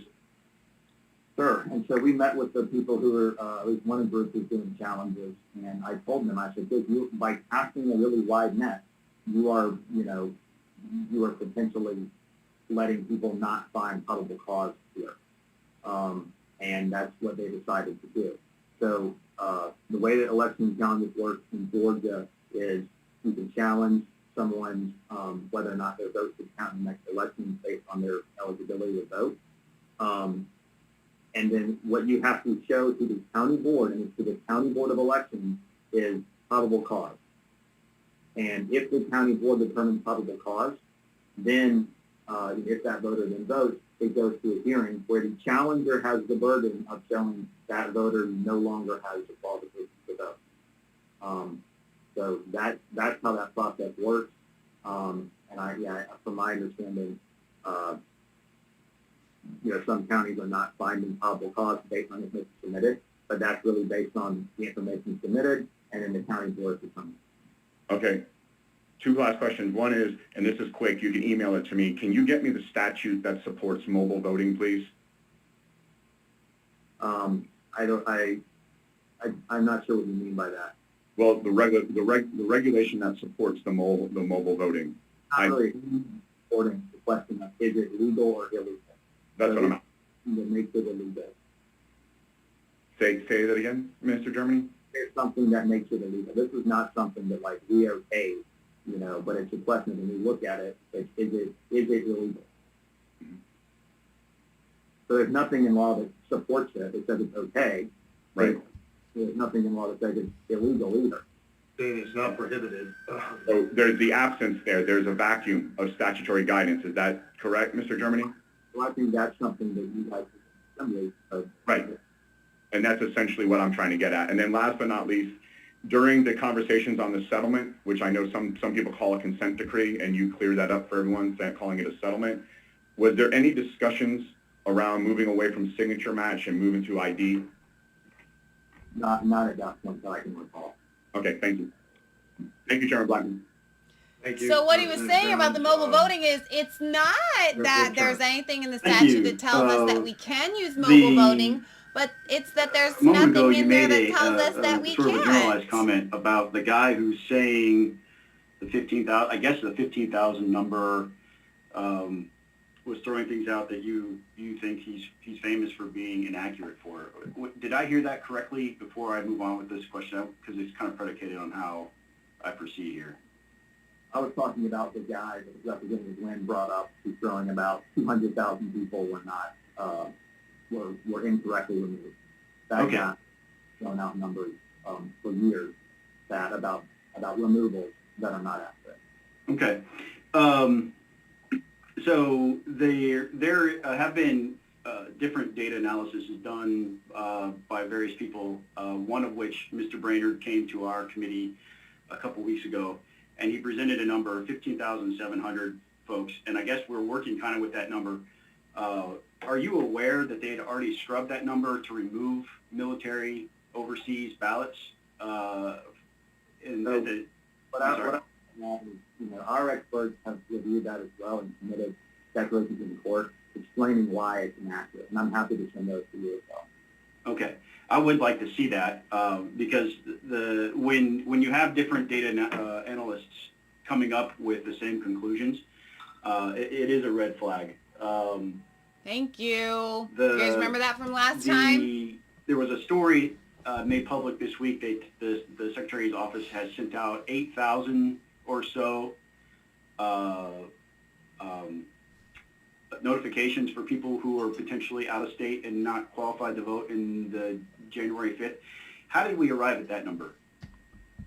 What we did to arrive at that number, we looked at people who have filed an out-of-state COA and have also requested an absentee ballot. And what we sent them was, a letter that I'm happy to share with the committee that says, as a reminder, you have to be an eligible Georgia resident to vote. Why is his mic getting worse and you worse? might be. They very well might be. But they might not be. And so that was why we did that. And how did you arrive at selecting those individuals to be notified? So we ran the list of people who filed an out-of-state COA Mm-hmm. and people who have requested an absentee ballot for the January 5th election. Took out, I think, over 2,000 votes. Okay. Can you describe any details that you're able to share about the complaint that led you to, or led the office to decide to investigate the signature audit process in Cobb County? Sure. We got a complaint on November 23rd. I just looked at that because you asked me the date was. It was an allegation from someone who had worked at Cobb County in the primary. I think he was an employee of a different section, and they had pulled in people to help because of the increase in absentee voting in Cobb County. He said that they were checking signatures on absentee ballot applications, and then for ones that didn't match, they put them in a different pile, which is entirely appropriate. The problem was when he said, but later in the day, our supervisor told us just to process that pile of non-match signatures as well. So that was the thing. I think we had opened an investigation on that. I think the same day that we received the complaint. Our investigation, we reached out to Cobb County, see, okay, what can you tell us about this? We identified the supervisor who was alleged to have done that.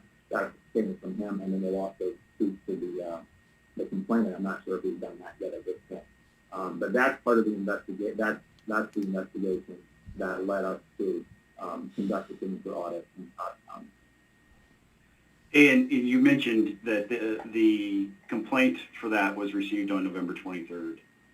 Are you aware that some members of this committee and several members of the House sent a letter on the 28th encouraging the Secretary of State to engage in a signature audit? I don't do that. Okay. Well, if you're not, you may not be aware. Oh, he doesn't know about that? He knows about everything else he can answer. Why don't let's let Brad answer that question. On the 28th of November, requesting that a signature audit be engaged. For members of the committee and for the members of the public, I never received a written response. I did receive a verbal response acknowledging receipt of the letter, along with a verbal explanation that the Secretary of State's office did not have authority to do the signature audit. And that was the justification for not moving forward. Unbelievable. Again, given to me verbally, but not in writing by the staff there at the Secretary of State's office in a discussion that was held the week after Thanksgiving. So what changed why were you able to begin to do the signature audit after a lot of us had been requesting it in advance of the decision to make it? So I think a lot of the requests that we got had a lot to do with why we ended up doing that. His Our mic goal is so to bad. try to do everything we can to so that people can have confidence in the election results. And this has obviously been a big win of contention. What we are seeing, the type of complaint that I mentioned, and you received it from the Republican Party, we've asked them, when they requested the audit, that you guys also requested, send us any evidence that you have that this process is not properly done, or that there's a problem here.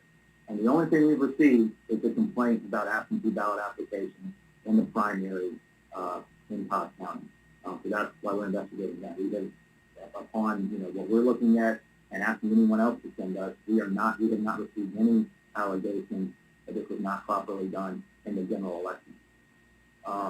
Okay, let me turn him down a little bit. I want to explain what he's trying to say here, okay? Because at first we were going to get the signature match. It was going to be statewide, right? Then we all found out that it was actually just for Cobb County.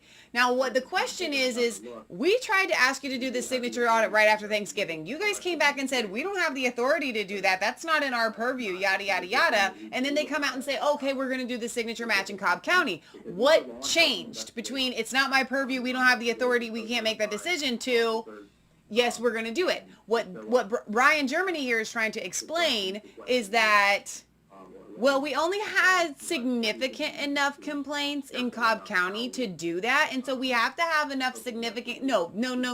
They could just do it. That is totally up to them. That's something, that's their own, personal standards for themselves, that we're not going to do it unless we have XYZ, meeting this criteria.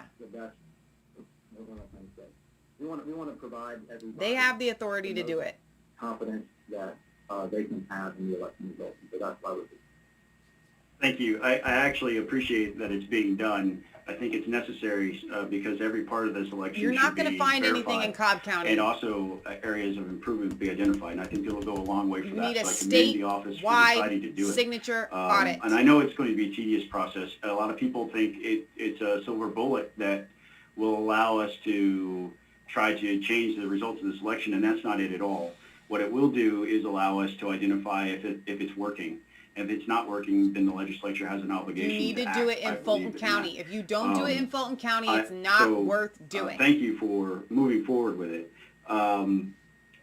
If there is in your bullet points as you develop those, or if you could add, if there are areas in legislation that need to be improved to strengthen the ability to perform that aspect of verification, I would ask that you make those recommendations for the legislature to take action on. We talked a lot about the Coffee County thing. My only question there is, watching the video, during the hearing that we saw on the 10th, there was a lot of stuff that we just couldn't refute everything if it was, a lot was thrown at us. It was almost a 9-hour meeting. In watching the video from Coffee County about the adjudication process, which was alarming for a lot of people. If somebody were to change votes the way it was described in that video, would that person go to jail? Yeah. That person would be breaking the law as it's written, and they would be going to jail if they tried to do that. And because we have paper ballots, if you looked into it and caught them, the paper would tell the story later on if they did try to software change those ballots. Is that correct? Well, the audit logs in the system would show what happened. but you won't let us look at the system, and you won't do a proper audit. Changing gears again, and I'm sorry, we have a lot of different questions. And Chairman, again, as my caveat, if you need to interrupt me, go ahead. But I have a question around Fulton County and the chain of custody paperwork. There have been public reports made that Fulton County will not provide chain of custody paperwork until sometime in January. Can you speak to that? I cannot speak to that. Okay. Does anybody in your office have any insight that they can offer to the committee regarding that decision by Fulton County? We can follow up with Fulton and see what we would do it. I hate that his mic is so awful. Have to do it. I know, I keep saying it. I'm sorry, guys. Sort of onslaught of open records requests, and frankly, it's just that's kind of where we are as well in terms of trying to provide records to everyone based on kind of the order. Maybe it's better that we can't hear him. Okay, because that is a concern I believe what we have established here as a common goal is confidence in the election and results, and transparency is definitely a part of what builds that confidence. So I would like to have something from the office describing the condition of that request for the chain of custody paperwork, so that people can see it for themselves and draw their own conclusions. You had mentioned. Can I jump in real quick? Absolutely. Yeah, I know you've probably got a number of questions. I just want to try to get to everybody. Yeah, sure. As we can. So, anything you can do to kind of speed them up or kind of close, come to a close, I would appreciate it. I'll tell you what. I'll pass the baton, and somebody else can take a turn. If there's time later, I'd ask at that point. If your discretion, Mr. Chairman. Certainly, Representative Turner, be glad to kind of give you some additional time at the end when we get it there. Representative When Shannon? are we going to get there? Thank you, Mr. Chair. I just have 3 questions, but anybody from the Secretary of State's office can answer these 3 questions. But before I have my questions, I just want to make a comment on something that Mr. Germany said earlier today and also in the Senate hearings. You mentioned that complaints about voter fraud and voter suppression are similar, particular in Georgia. That is something that is particularly offensive to folks who there's been a history of voter suppression in this country. I mean, it led to the Voting Rights Act, and for folks who actually lived through the civil rights movement, we know that there's a well-documented history of voter suppression, whereas voter fraud is mostly a theme that has been pretty much promoted by Republicans that consistently lacks evidence. So I would just encourage you to think about that as you continue to say that in meetings, and hope that you would not. My first question is, we know that the voting by absentee balloting is definitely I think it's a difficult process. There's a lot of hoops you have to jump through. There's a lot of areas where you can get tripped up, and if you don't actually track your ballot in the system, then you easily could not have your vote counted. But the Secretary of State mentioned that he believes that not having a stated reason that you want to use the absentee balloting process potentially leads to fraud. Just what evidence or what specific proof do you have in Georgia or in any state that not having a stated reason leads to fraud? So I'll answer the first one first. What I was referring to is what we saw after 2018, we were seeing after 2020. And I'll just speak for myself, what I saw. I was in the same place in both of them. We saw people making complaints saying, oh, this happened to me, this was my experience, and that's voter suppression. And a lot of times what it was, when we have 4 million people vote or 5 million people vote this year, there are going to be people that for some reason or another, they have some inconvenience in the process. Their information might not be up to date. There might be an error at the polls by the poll workers who were only human. So what we saw after 2018 was people saying, this happened to me, and this was suppressing.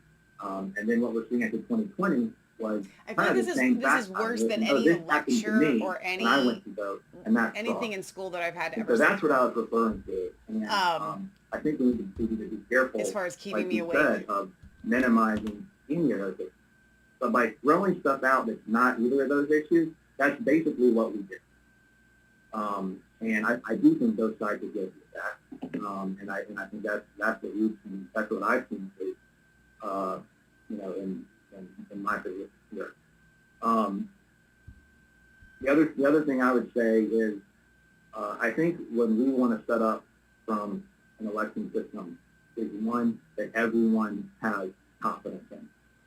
So you said that and earlier, like I that said in earlier, 2018, when that's you what you go, guys set out in to terms of do, and in-person you voting, epically everyone failed. can have confidence. You need to in, step down and I let think, someone those else results try. based on the We way don't let you keep absentee trying. voting is harder because We have of lost what it is. confidence. Now that doesn't mean Georgian that voters there's have lost widespread confidence fraud, than what it and was that's in not what we're 2018 saying. when you said But it you was guys low and it needed to be don't have fixed. to have widespread fraud to make it You made it worse. I think what you could look at is what provides confidence to people. We're in a state where I think we're going to continue to have close elections, and we're going to continue to have very spirited, I think, responses on each side. And when we have a really close election like we did this year, it's really some of the processes, and a lot of election stuff are set up like this. The processes are designed to promote. But there's no errors that would tip that little. But specifically, having to provide an excuse as to why you want to use absentee voting, how does that relate to an increase or a decrease of fraud? What does that have to do with voter fraud potentially occurring in an election? So again, like I said earlier, by whatever avenue they deem is fit. So That's like actually earlier, an excellent question, which goes to what I was saying earlier. It's implied an intentionality that we often don't see in these investigations. I do think kind of illegal votes is better because, I think we all agree that an illegal vote passed can cancel out a legal vote, and that's not okay. And you can pass an illegal vote if you no longer live here and you're eligible. All right, I know what he's vote. saying here actually is really important, not and we could listen to him, or you could listen to me and wake up a little bit, because I want to explain this as it's playing out. All right, we got enough information to do a little synopsis here. She, just like the Win girl, they are both asking really pertinent questions, and even they don't realize that their questions help us on the side of justice here, we'll call it. Because Raffensperger's office's stance right now is to come out and try to play both sides. But the left isn't buying it. Hang on a second, she's saying. She's trying to say there's nothing wrong with what her line of questioning is trying to say, that there is no proof and no evidence that voting without absentee without an excuse, meaning you don't have to list that, I'm disabled or I can't make it or I'm overseas or this, that, or the other, okay? Or live out of state temporarily. If there is no potential for fraud in there, if there's no reason for why we should get rid of that because nothing happened this year, then why are you proposing to get rid of it? They're proposing to get rid of it just to try to placate you and I, to placate the Georgian voters that are saying, look, this is wrong. We need to get rid of this. We need to fix this. Okay? Because they already got paid. They don't care. Well, they'll just say whatever they want to say to sound good. But I love that these two women who don't even realize what they're doing, they're proving our case for us by saying, hang on, if you want to get rid of it, where's your proof that something bad happened or could happen as a result of it? And you're saying there is nothing bad that happened and there's no proof that anything bad that really could happen, right? Are you guys catching what this is actually pretty awesome.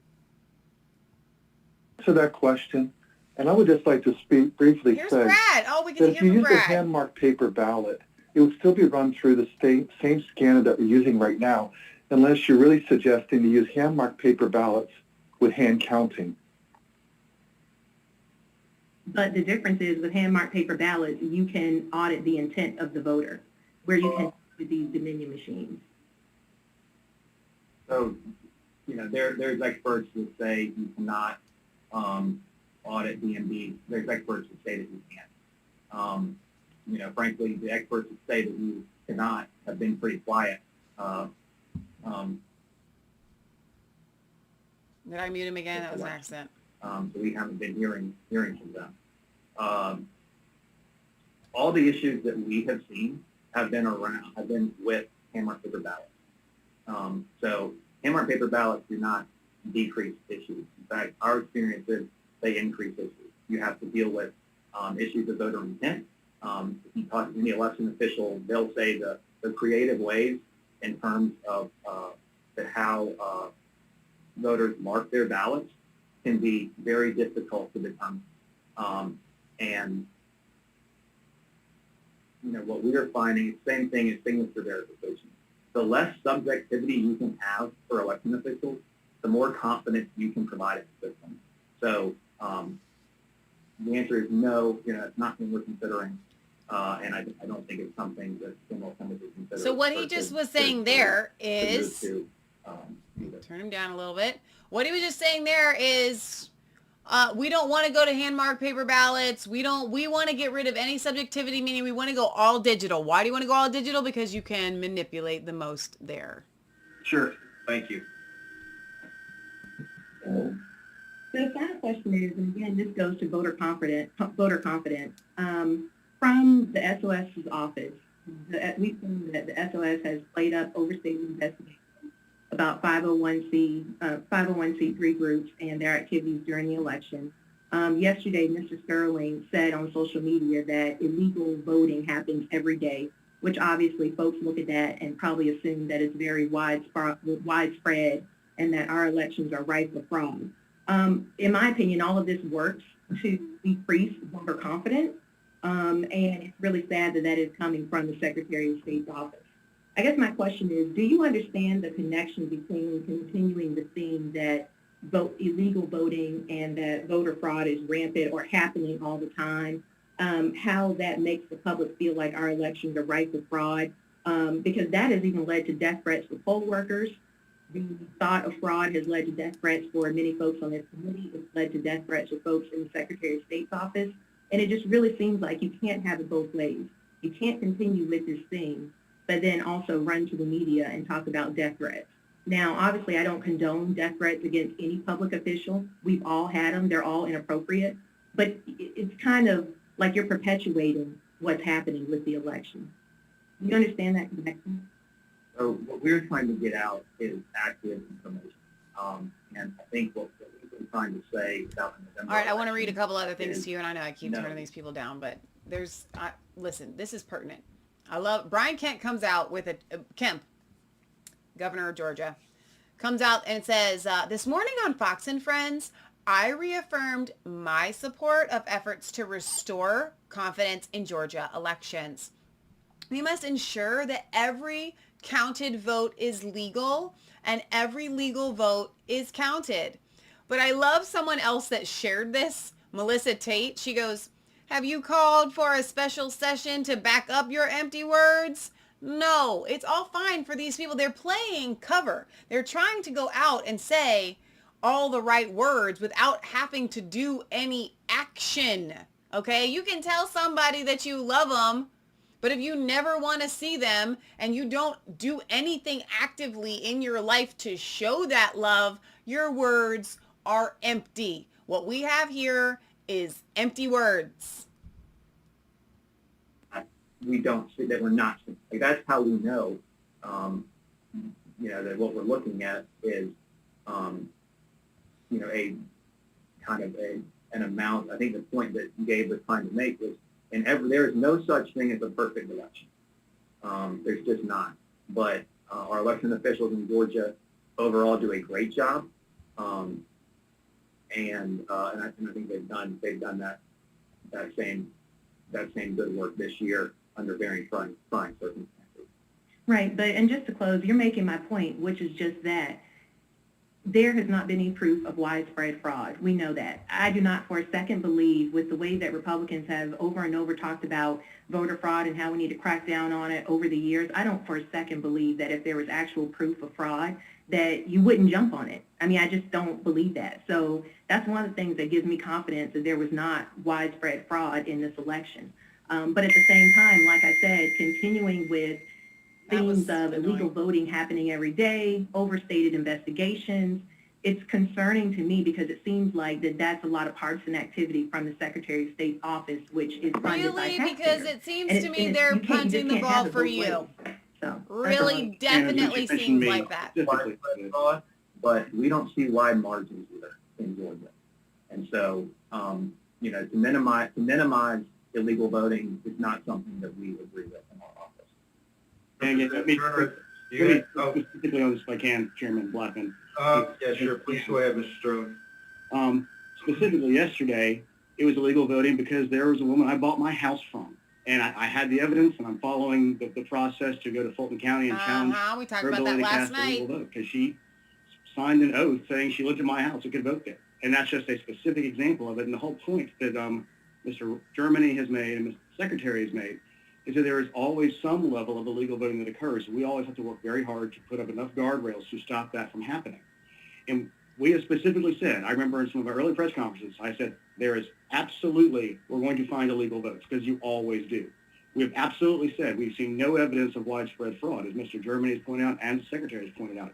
We can hold both of these things in our minds at the same time, and they are both true. And the whole point of this office is we're trying to be as open and transparent and truthful about what we know, when we know it, and getting out to the public so they have an understanding. Because if you sit there and say no illegal voting happens at all, that strains credulity. If you say there was widespread voter fraud that flipped elections, that also strains credulity. So there is an ability to have both of these things in your head and think, and they can both be absolutely correct both at the same time, and that's where reality lies. right, but I think, Turner. let me just close with this. I think that no one is saying that you are saying that there's absolutely no fraud in the election.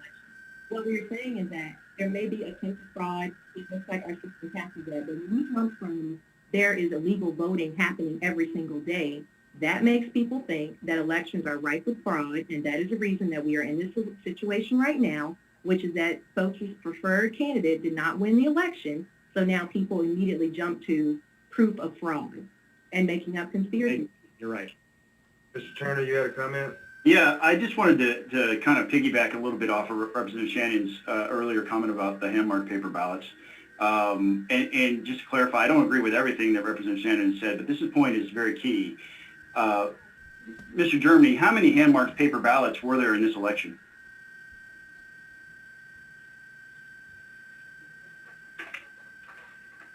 And you're muted, by the way. Right. There was 1.3 million approximately absentee ballots, and then I don't have the exact number of provisional ballots, but probably 10, I would guess, in the another 10,000 maybe. Right at 10,000. So 1.3 million hand-marked paper ballots, and of those 1.3 million hand-marked paper ballots, how many times did we have problems trying to discern the intent of the voter? We would have to, talk to county election officials about that. When that happens, that goes through a So we don't have a number for that. vote review panel. Right. I would say that it's not, the vast majority, they're fine. But again, like I said to Shannon, in Georgia in elections, there can be a significance in a small amount of ballots. Would you agree with the assertion that, I'm sorry. Turner, no, excuse me. Yep.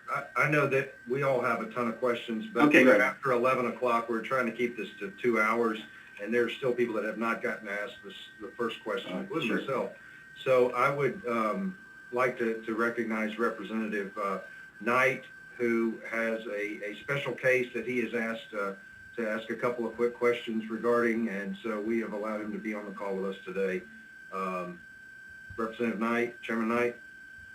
Yes, thank you, Mr. Chairman. I appreciate the opportunity to participate and to ask a few questions. First of all, going back to, as you started the It's meeting, really dark. I can't fix that. Sorry. was to get some updates on the specific investigations. As I know you know, and probably several members know, Spalding County's election on November 3rd was,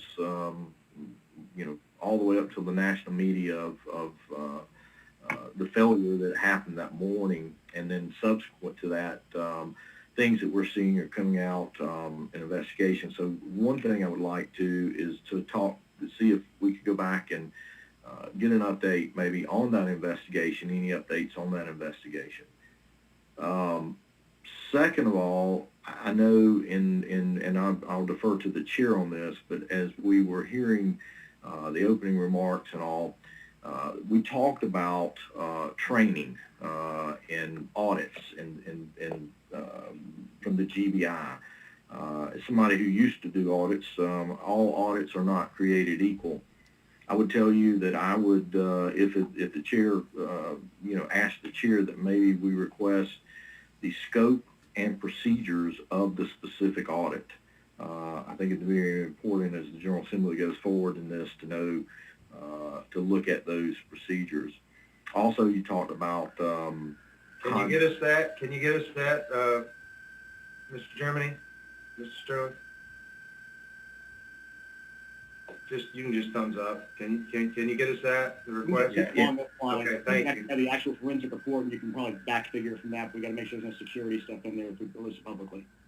Representative Knight, please. All right, but also, and also there was training issues there, talking about that the local elections have been trained.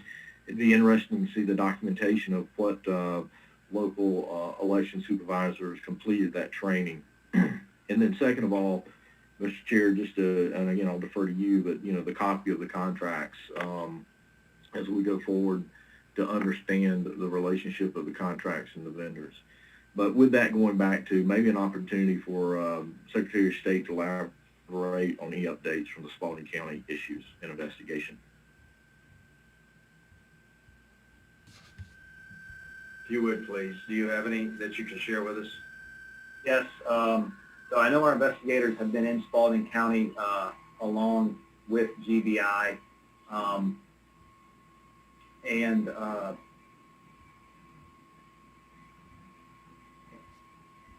From what we are seeing in Spalding County on election day, there was an issue with poll pads not working correctly. That happened in both Spalding County and Morgan County. And I think what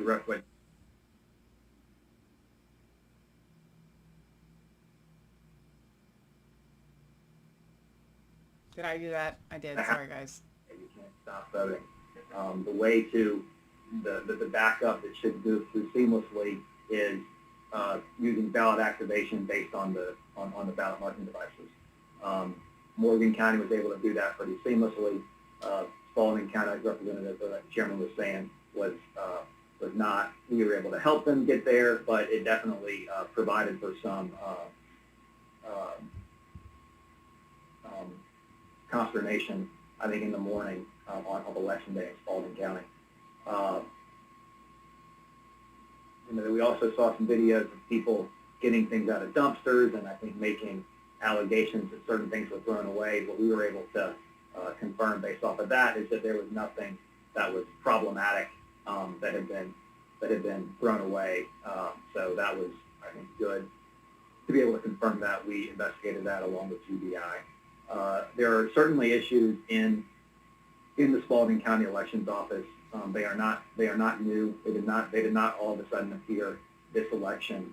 And I think some of those are going, and that's what we're investigating. There's going to probably be, violations from a paperwork perspective that we're looking at, and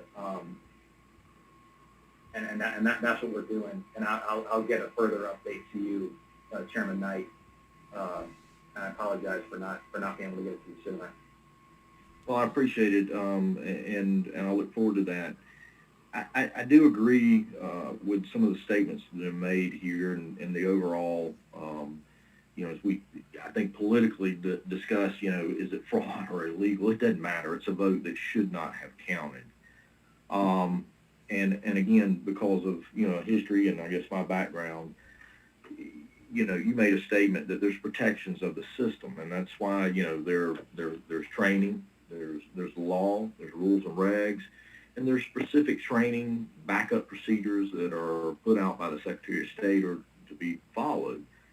And I think your statement about protections around the system, that does include training. It includes the procedures that protect the process, if you will. We've heard mention of chain of custody.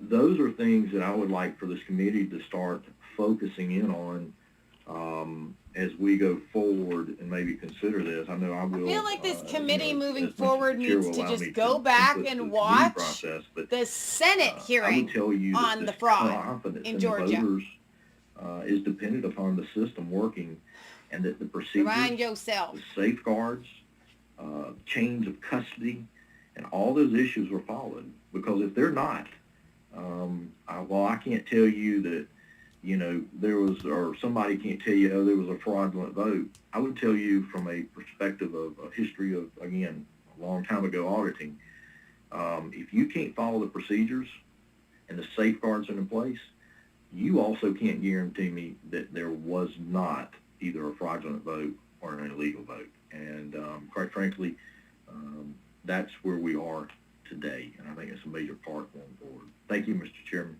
I would very much agree with that, Chairman Knight. That paperwork is very important, and there's a reason it's in place, and it goes to the overall confidence that you want to provide in the system. So your point is well taken.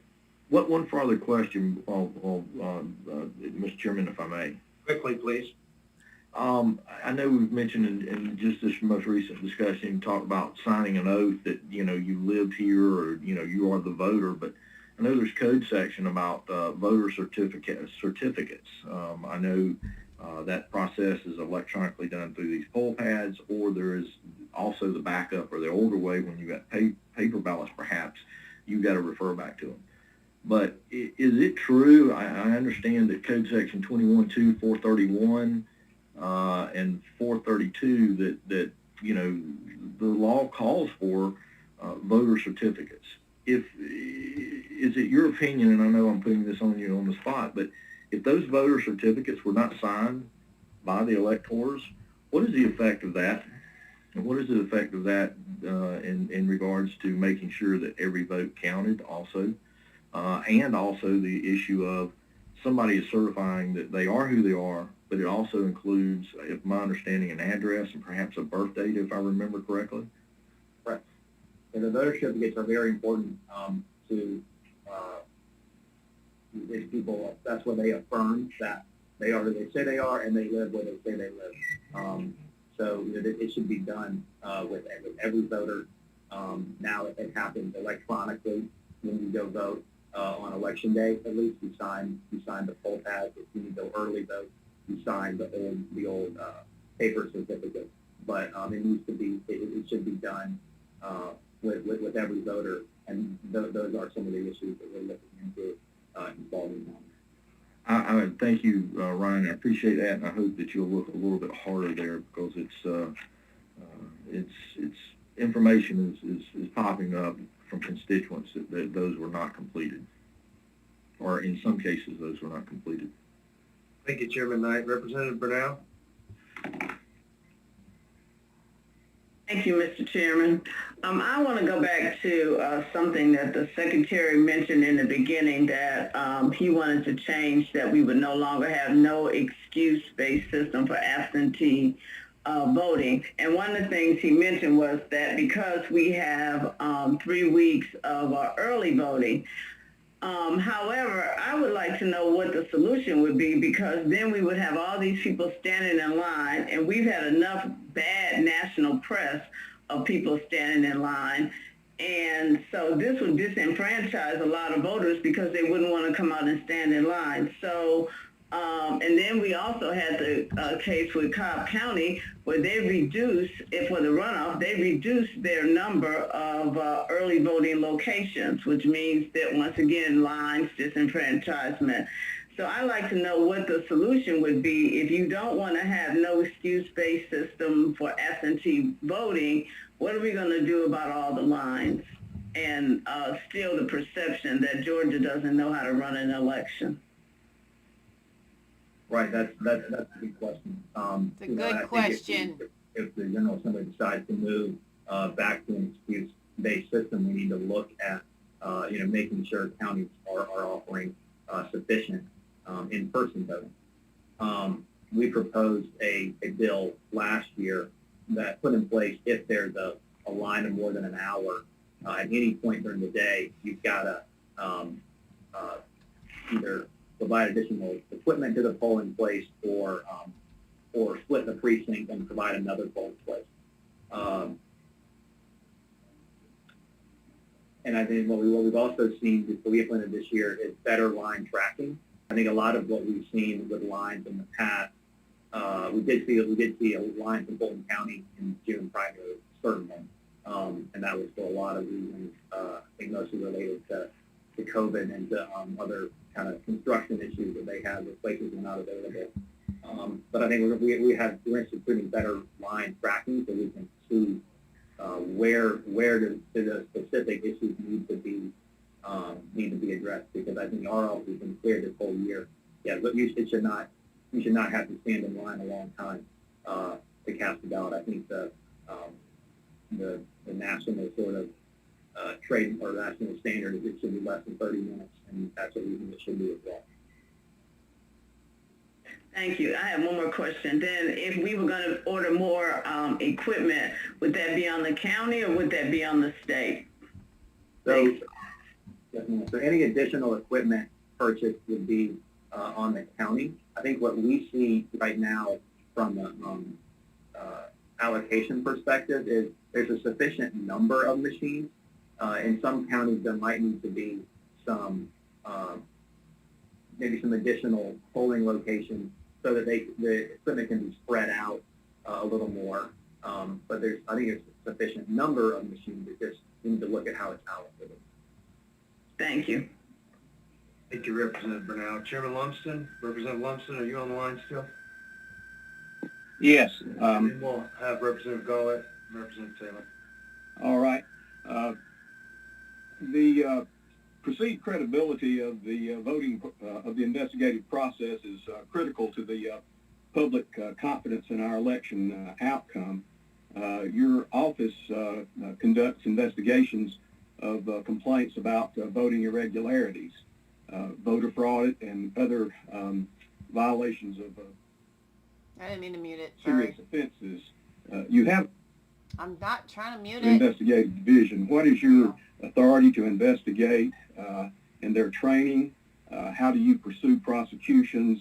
And how is your investigative authority different, say, from the GBI? Yes, sir. Good question. And our investigations division, our chief investigator is Francis Watson. All of our investigators are post-certified law enforcement officers through the Georgia post training. We have, I want to say, 22 investigators currently. We're grateful to the governor for allowing the GBI to assist us in the current investigations that we have. What we investigate, we basically do investigations in the elections context for the state election board, and we can investigate election administration, fraud, or irregularities. And then what we provide the results of that investigation to the state election board. State election board makes a determination of how to proceed, and that can be either referring it to the Attorney General's office for administrative, I don't know if prosecution is the right word, but kind of an administrative result where it goes to administrative court. That generally results in a fine, or for particularly egregious cases, it would we do refer things to district attorney's offices, and then start working with them so they can prosecute. The prosecutorial determination that's made by the individual district attorney in that district, and then we provide the support that he would need from an investigative standpoint. He or she. All right. Very good. Thank you. Thank you, Chairman. Representative Gullett. Hey, Ryan. Thanks for joining us so long today. I probably, like most people on this committee, have a ton of constituents who just no longer have faith, I think, in the election. that happened, and future elections, they've lost a lot of faith. And I believe that we as a state have lost a lot of credibility from our constituents and the voters on the election process. Some of that is related to, obviously, who wins and who loses, right? That's a big piece of it. Some of it's related to some misinformation. Some of it is related to information that I believe people believe is accurate. December 10th, we had a number of people come testify. I believe they signed affidavits, saying it was, it was truthful.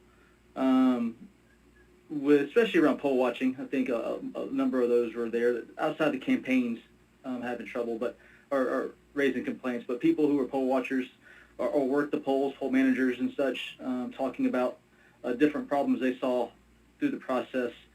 Today, you guys kind of paint a little different perspective and picture that while the election wasn't, what Secretary Raffensperger, the results that he wanted, that he believes the elections were held properly, and voter fraud, I guess, really didn't change, or nothing about the election changes the outcome of the election. I'm having trouble reconciling those two. I believe the truth is somewhere in the middle, probably, right? And just like I've served on the Board of Elections in my county before being elected here. Elections are at the county level. I think for my constituents, the biggest hurdle that they have is that Paulding County is one of the best in the state, and I think anyone who's involved with elections believes that to be true, and sees that to be true.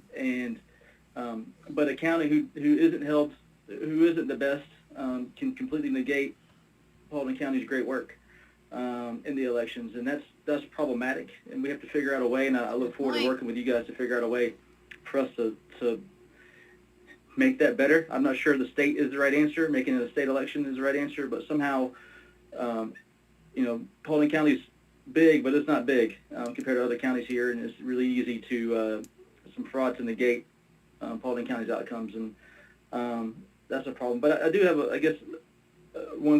two quick questions.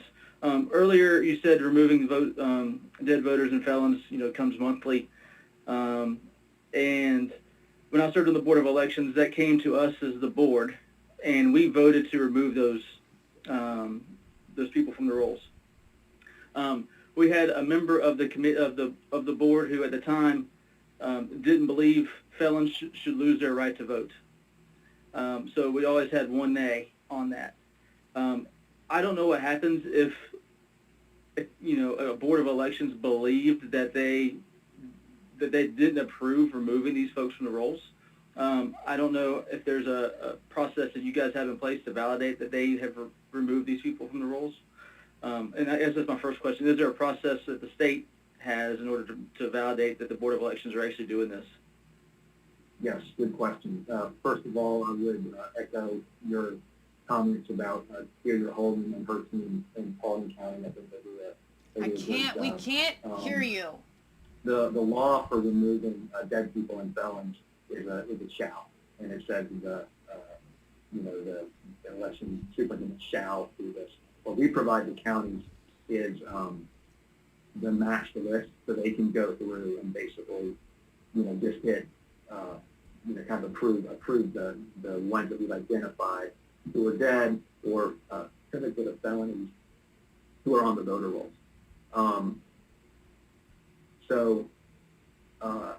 And we can see that on each county's voter registration dashboard.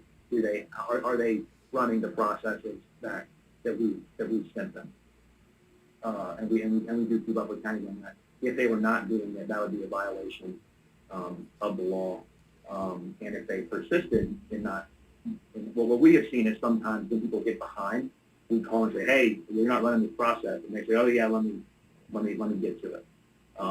We have not seen anybody who's just, "No, I'm not going to do it." I mean, I think as you understood, kind of, and still do, of course, on the, and that's the position you're in too.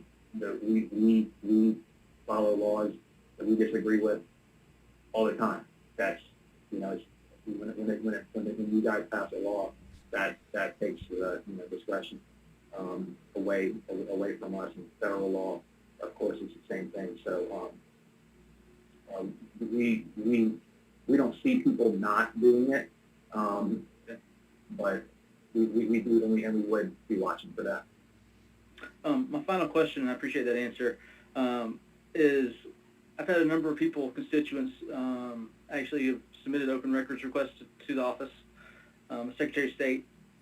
They automatically pretty much get a 60-day response back, and I know you guys are inundated with that. I'm not sure if I believe that that's actually following the law, being inundated by giving them a 60-day window.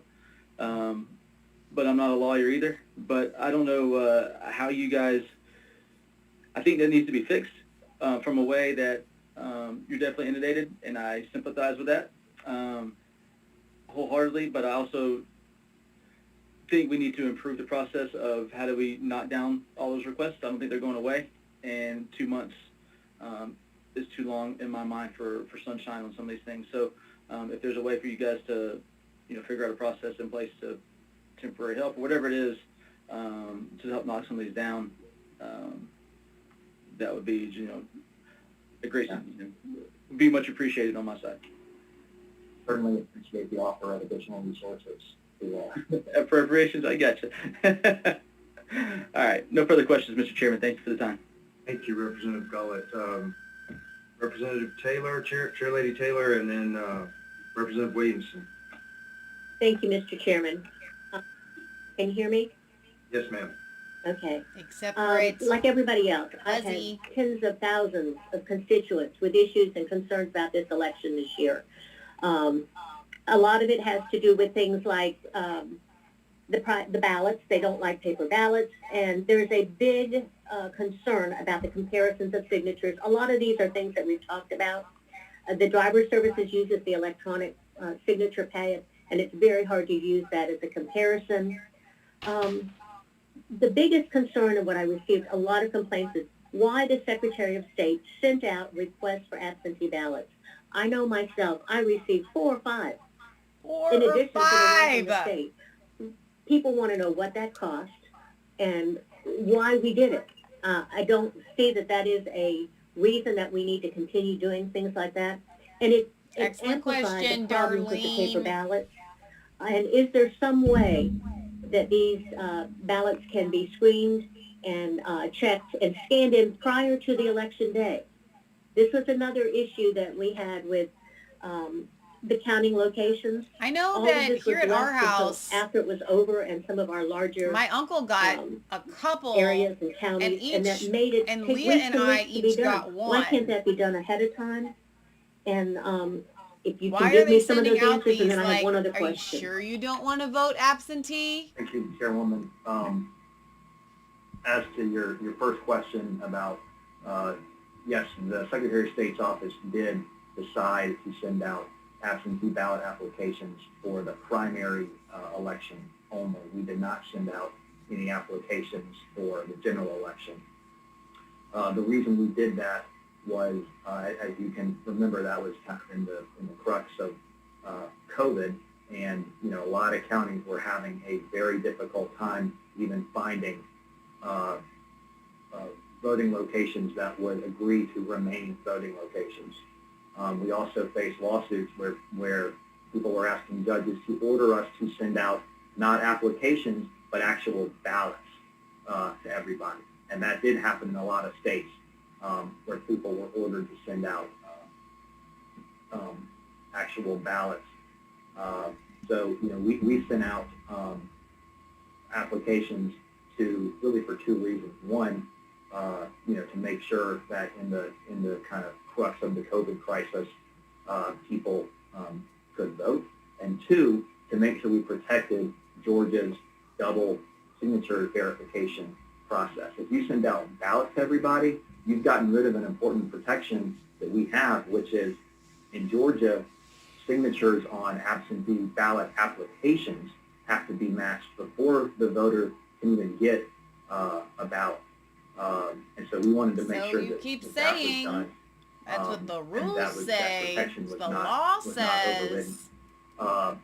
In the general, we did not send out any applications to anybody.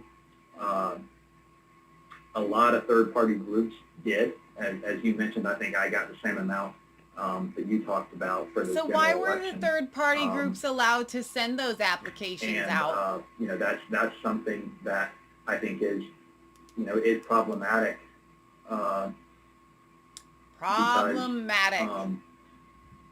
Because, it goes to what we were talking about with some of these third-party groups where, from what we're seeing so far in our investigations, they're not exercising a lot of responsibility in terms of, making sure that people are still eligible to vote. For instance, when we send out applications, you can choose to run, to send them to, if the person has a new address. And we said, no, send them to the address on file, and if it comes back to us, then the county runs the return mail process like they normally do. Third-party groups are, trying to locate those people wherever they may be. And, our position was if you're not where you said you were, then you don't get this application. So I think we were able to do it responsibly, and to make sure that initial signature match protection remained in place. For the general election, we put in place, with the backing of the State Election Board, an absentee ballot portal that introduced the concept of a photo ID to requesting an absentee ballot. And I think what we've seen is that not only is it not more difficult, in the same way that photo ID at the polls has not really, turned out to be a barrier, we've seen that people prefer it. Our online absentee portal requires your first name, last name, date of birth, and driver's license number to match before you're allowed to request a ballot. And I think that's even a better verification than a signature because, I don't even know my driver's license. I have to look it up every time, or pull out my wallet and look at it every time. So that's what we did. And you asked another question that I forgot, Chairwoman. Well, it really, I don't want to prolong it because we've talked about this and beat this horse till it can't go anymore. But in closing, I think the security of the counting locations, I get it. This is a problem. We need to have 24/7 security there, better chain of custody. And I guess I'll just close with the perception becomes reality. And with our elections, this has caused a lot of lack of confidence in our election process. It's laid it on your doorstep, whether you want it or not. That's where it is. And we can look at this, and in reality, a lot of this is a local issue. I don't know how much control you have over locals, but I think you need to have more oversight on them. And the public puts it on you. So I would suggest strongly that you see that there is more security and know that the people are watching. The people of Georgia, half of the state is not happy. So I think you realize that, and I would just ask you to please see that the security is there and know that we're here. We want to help and make these better. Thank you. Chairwoman Taylor, with Chairman Black, if I can go into a second question she had, was discussing the early scanning of our ballots. And I believe, Mr. Germany, the SCB passed a rule that allowed for it for 2 weeks for the general, but we've now changed that. If you want to go over that real quick. Yes, that's right. Reminded me of your question. We did allow a rule for early scanning, but not tabulating of absentee ballots to try to deal with the issue that you highlighted, Chairwoman. And some counties did better than others. I think what we did see in Georgia is frankly they counted ballots significantly faster than most other states. We had a very, very close election, so the amount, even the small amount of outstanding ballots was problematic. But we've tried to get across the counties that my best friend just said yesterday, if you are counting them I'm days really later, getting tired of that means word the ballot problematic. came in days later. I'm with her. That's not the case, but it's kind of an understandable jump from from public who's just interested in this. And so we want them to, that you've got to be keeping up with this as much as possible. For the January election, the State Election Board passed an emergency regulation slightly changing the early scanning to go from for the last week, you have to do it. So that means we think that every county will be more caught up on election day, and then we'll be thinking of other ways too to make sure that, basically, I think the real problem is we want people to know that all the ballots other than military and overseas have to arrive by 7 p.m. on election night. And so the county should be able to put out, a good number of, here's the universe of outstanding ballots for us. And we'll be working with counties to better get that across for the January 5th election. Thank you, Mr. Germany. Representative Williamson,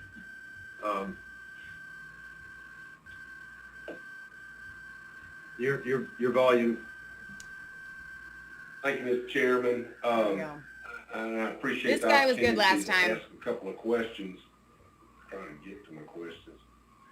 I guess my question is at this late date, and people seem to forget we've got a citizen legislature here, and many of us are at work and carving out time to take up this extremely important subject. My question is going to be directed to the Secretary himself. Is Secretary Raffensperger on the phone? Let's hope. Yes. So thank you, Mr. Secretary. I appreciate you joining us today and making this opportunity available for us to ask some hard questions. Just sort of in the same vein as Representative Taylor, we all represent different types of constituencies across this state, and my constituents are particularly upset about the perceived lack of transparency, the fact that they couldn't get anybody on the phone with the Secretary of State's fraud line, and just sort of fast forwarding is I have not heard any testimony today about answering some of the legitimate questions that folks have had about, frankly, what went on in Fulton County. Thank Fulton you. County, as we all know, we've already discussed it in detail, that this is a county-run system throughout the state. But for over 20 years, in particular, Fulton County has never seemed to get their elections right. As recently as this past June, there was an AJC headline that read, virus, lack of preparation lead to Fulton County election disaster. So 20 years ago, I was searching for it. There was an article in the AJC where Representative John Lewis was saying it was a disaster, hours in line. 20 years ago, Fulton County was running their elections. Fast forward to this year, they're still running their elections. But it seems to me that there was not a lack of resources on the ground provided, be it training, money, observers, poll watchers, but just a complete mishandling of both the primary elections as well as the general election of November the 3rd. So my question to you, Mr. Secretary, is it true there was only one Secretary of State observer at State Farm Arena that night? And if so, was he also responsible for another location that was over a mile away? Is that true, Mr. Secretary? Well, thanks for your question, Representative Williamson. First, to your question of transparency, throughout this entire process, we've been very transparent, and also we have sent out several emails and constantly talking to the counties that everyone needs to understand that this election would be highly scrutinized. And this was before we had the questions of a very close election in the state of Georgia, really based on what happened in 2018 when Stacey Abrams ran her campaign and was beat by 53,000 votes by Governor Kemp, and the issues that surrounded that. So we wanted everyone to understand that this was going to be a highly scrutinized election. It was a very important election, and therefore, wherever you could, make sure that if you're going to err on the side of transparency. But you didn't. With your question about not responding to phone calls, the issue that we have is that we have only so many people to answer the phones. And as I'm looking here right now, on my phone, I have calls that are coming in from all over the country.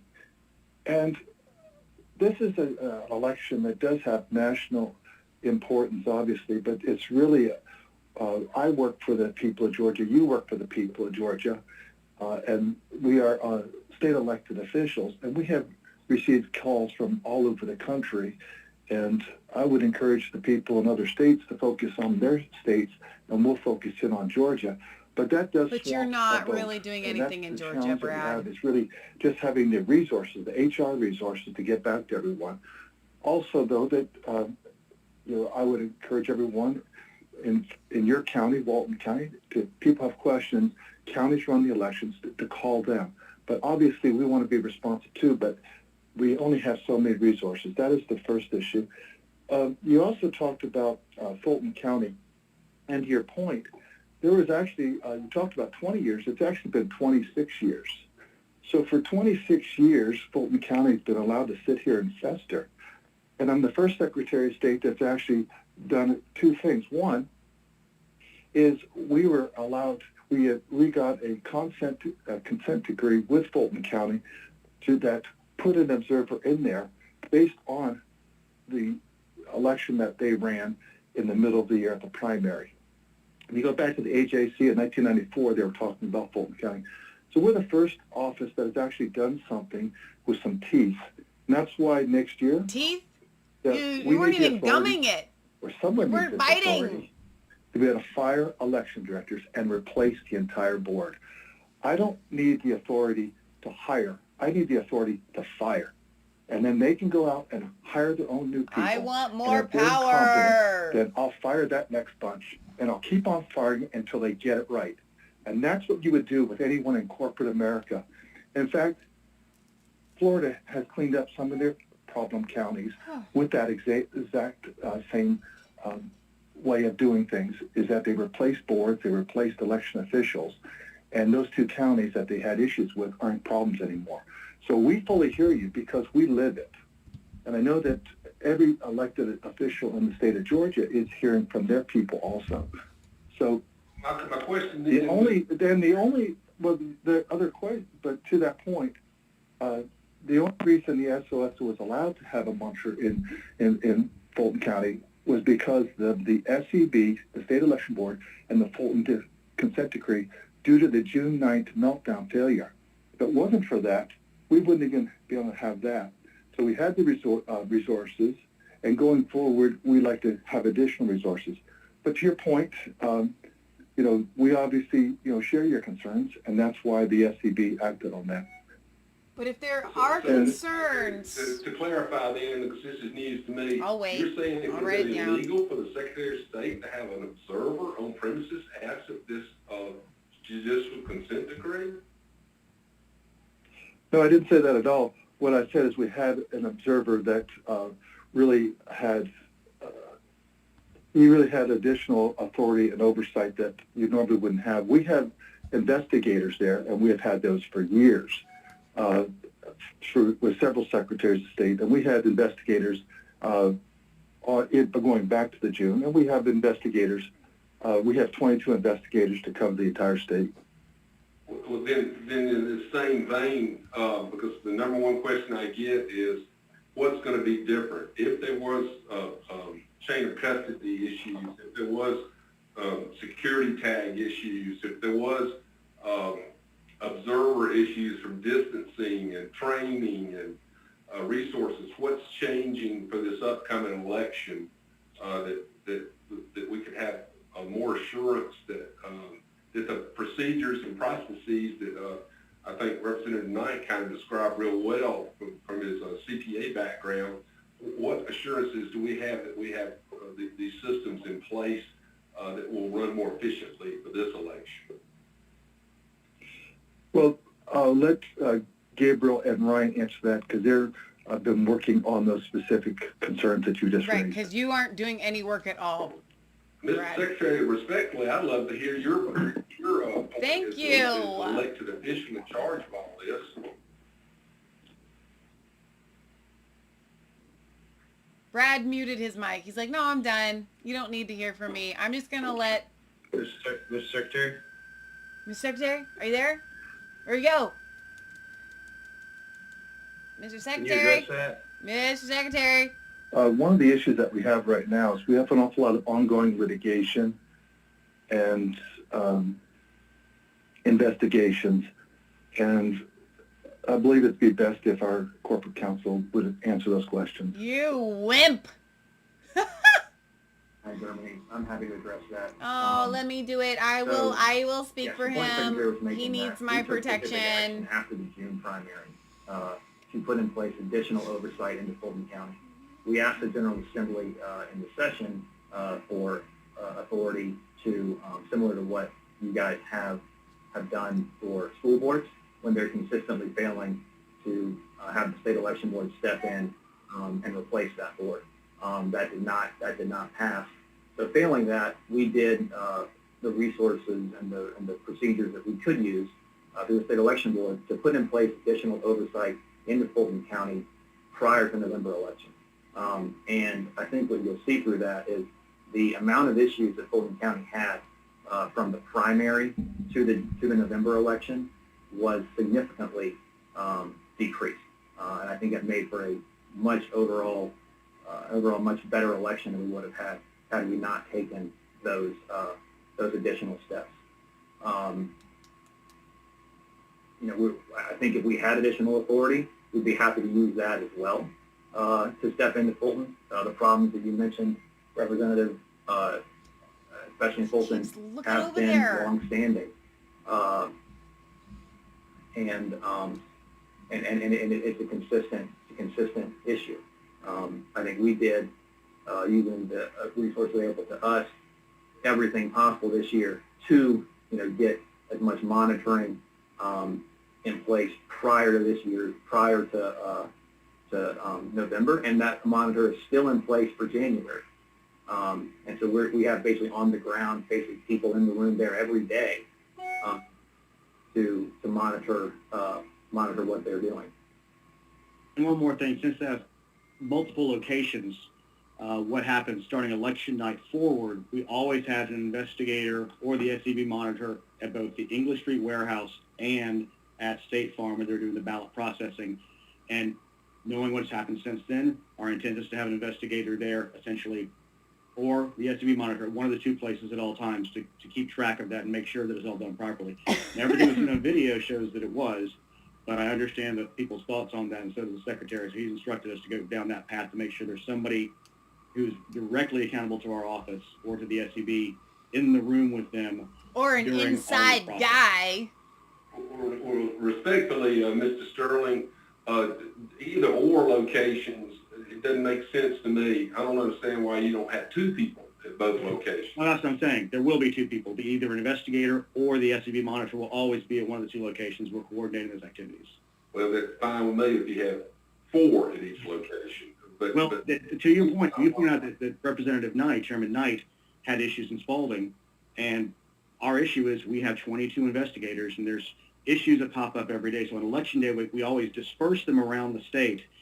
So I think we all agree Fulton needs some focus, but we have to be aware that there's going to be issues that pop up because human beings run elections in other parts, in Chatham, in Thomas, in Brooks. You never know where it's going to be. But I think out of 22, you could a lot more. Instill voter confidence, but execute good election administration at the same time. I hope that helps to quell some of the fears moving forward, because it was decided on that election night that from that point forward, given the questions around it, we can have a body in that room at all times, and we did. Mr. Chairman, I got one more follow-up question. Yes, sir. And I'll wrap it up. On that, a little lead-in monologue. On the whole issues that I thought, great job of Representative Jones bringing it up, talking about the machines and whether or not we can literally audit those. I thought, again, Representative Knight, with his CPA background, touched on the whole audit process. We've talked about Cobb County. We've talked about, understanding the University of Georgia has been hired to do the, and I don't know what we're calling this statewide absentee ballot signature check, but I know that needs to be a legit audit experience when you're talking about auditing, when you're looking at financial statements, you're looking at either review, compile, or true audits. And I'm begging the Secretary of State and this General Assembly to look at true forensic audits, to take the ambiguity and doubt about this balloting system. Representative Shannon made a great point about the fact that her colleagues were very suspect about the system that was ultimately chosen by the Secretary of State's office. Now, I want to remind everyone, especially any constituents and citizens that might be watching this, that the General Assembly's intent in House Bill 316 was a system, a methodology, and there was no vendor picked.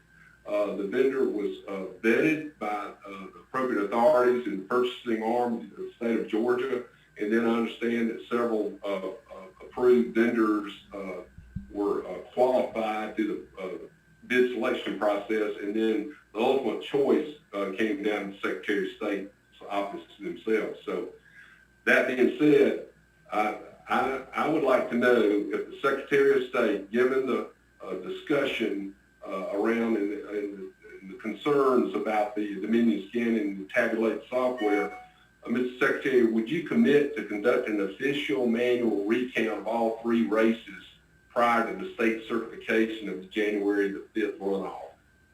Mr. Secretary, that's a specific question to you. Well, to go back to your first question, though, I would like to make the point that, as I think Billy Gabriel Sterling made it, absentee ballots, by their very nature, are subjective. So that's the challenge with the signature match, and that's why when we migrated and we came out with that absentee ballot portal, which connected you to Department of Driver Services, was a much better, secure way of going. With the machines themselves, I want to also reemphasize the point made earlier that some people glossed over or maybe wasn't heard, and that is that we have done a forensic of a sample size of the machines. And if money were no object, we could do that for every single machine in the state of Georgia. But of the audit that was done, the forensic audit, it showed that the machines, were counting correctly. When we did the hand retally, some people call it a hand recount, but it's a hand retally during the audit process, that served the additional purpose of showing that the machines obviously did not flip votes that had been reporting in other states, because we got, in many of the counties, over 50 of the counties had the exact same number. And so that is something that would verify that. As it relates to this upcoming election, I don't want to get ahead of ourselves, but a candidate that does not prevail and is within 0.5% is then entitled to a recount. And a recount would be the machines running through that scanner. And so that would be something. The actual audit process was something that was in 316 for the general election. And so that is something we'll consider what you've requested today. But we also understand that really it's that 0.5% difference in the vote. So if there was a 2% difference, 4%, 5%, or something like that, then those would be the results. And I don't believe anyone would question the results. But I do appreciate the national significance of this. But what we've shown is that the machines are accurately tabulating, and that's very important for everyone to consider. And perhaps we've put that to bed by doing the 100% hand count or the retally during that audit process. Thank you. Thank you, Mr. Secretary. The ballot marking device, we've got 2 pieces of equipment. It's my observation, it seems like all the concern is not with the ballot marking device. That actually still seems to be a very efficient way to load a ballot and then get voter intent on a ballot, since we all get to hold that ballot and see very clearly, to Representative Shannon's point, the direct voter intent of that ballot. It seems to me that any mischief that may or may not be going on, and again, a true forensic audit, a robust forensic audit will validate it one way or the other, is in the scanning software, the tabulating software, of which I don't have an IT background. I defer to Representative Jones. I understand he had to get on off the call today. I would defer to my colleagues in the General Assembly. They're much more up to speed on that issue. But again, thank you for joining us, Mr. Secretary. I wish you could have joined us at our December the 10th meeting. Yeah, I wish you could have been there. Late is better than never at all. So better late than never, or whatever. But to Representative Williams' point again, when we did the forensic audit of the machine, it was of the scanner. It's of the entire system, but those scanners that are doing the tabulation and the scanning, those are what were audited also. So they're less. I don't leave any doubt in anyone's mind. And so we know that the machines were actually accurately scanning, accurately tabulating, and that was part of the forensic audit that Pro V1 did. And I believe that everyone's had a copy of that. But if you don't recall seeing that, Chairman, we'll send that back out to you. Let us know if we need to send that out to you again. But we want to make sure all the members are aware that that has happened already. But thank you, Representative. Chairman Blackman, if I can step in for two quick things to Representative Williamson's points. Yeah, if you could be brief. I think we have Ms. Williams, Representative Williams, and myself, and then we have some follow-ups. If y'all are willing to stay on the line, it just draws it out longer. But thank you. Yeah, please go ahead. Representative Williamson, you said it was the decision of the Secretary of State's office to pick Dominion at the end. Not exactly how the procurement process works. We had a scoring system that was set up, and a team of people that was majority not SOS staff, but experts and county election division managers and disability experts and IT security experts were the ones who did the scoring. And then when we put together the RFP, we actually lowered the price percentage on there so that it wouldn't be a price-driven decision. And when that happened, the scoring came out to Dominion and then ES&S, who was the incumbent vendor. Then our office went into negotiations with both of them because they were relatively close, but not really, really close. And they both sharpened their pencil and came back and lowered the price for taxpayers again, and Dominion remained on top after that. So there was no choice. We followed the law and the rules of the state procurement system.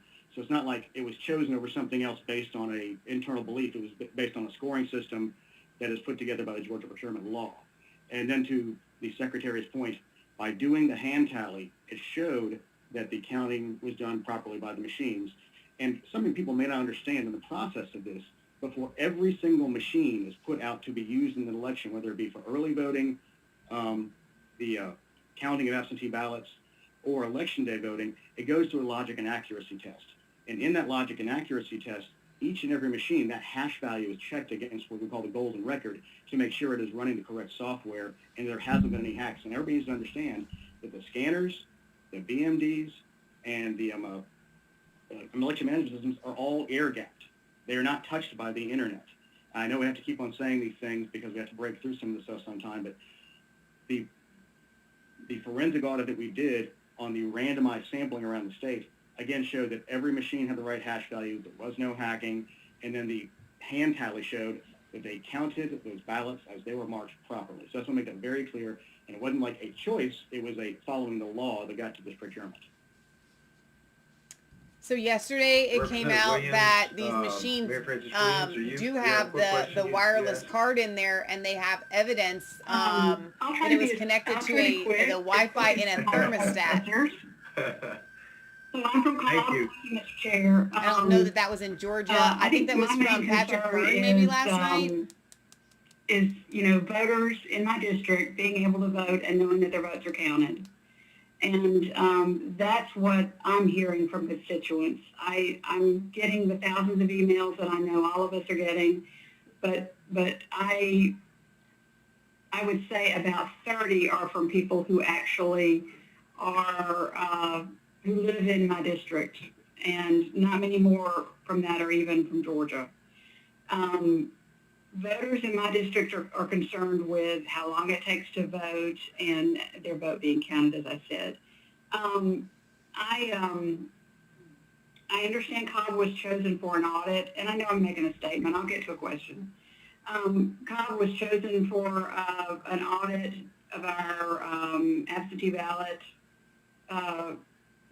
signature audit, and I want to say I'm very proud of our Cobb Elections Board and our Cobb director. I love what None Your Business in the chat says. Great news. The machines were accurately counting the fake ballots. We have seen in these recounts where you have the pristine ballots that are sitting there with the exact same signature, and they're told, I think that was in Michigan, and they're told just to keep counting, no questions, nothing to see here. 412 says the same thing. The machines are just counting the fraudulent ballots. Amy Boydo says, but that's a tally, not an audit. Exactly. Coyote Steve says, simple answer is simple. Then offer to do an audit if Trump pays for it. Coyote also says, that's the biggest lie ever. They were connected to the internet. Yes, they were. There were some updates on Twitter from today so far, what's happening, just to give you, because this is so Snorefest, we're trying to liven it up here a little bit. President Trump has pardoned George Papadopoulos in the Russia probe, so he's definitely on a pardoning spree here. It says that he announces pardons for 15 people, including former GOP lawmakers and 4 Blackwater guards involved in Iraq killings. That's how the Twitter news, CNN wants to spin it. So let's see if we can find out who these 15 people are. Are they listing names in this? All right, the pardons included Republicans Representative Duncan Hunter of California and Chris Collins of New York, 2 of the earliest GOP lawmakers to back Trump's 2016 presidential campaign. That's how they're all spinning. This is the Associated Press. He commuted sentences of 5 other people. I want the list. Like, where's just like the list? We'll go somewhere else for that so we can get a list. I did see a tweet out from somebody saying that Sidney Powell actually was allowed back into the White House today, so we'll have to wait for an update on that.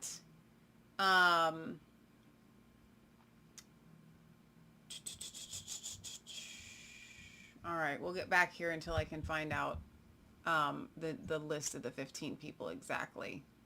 Hurdle for a lot of people.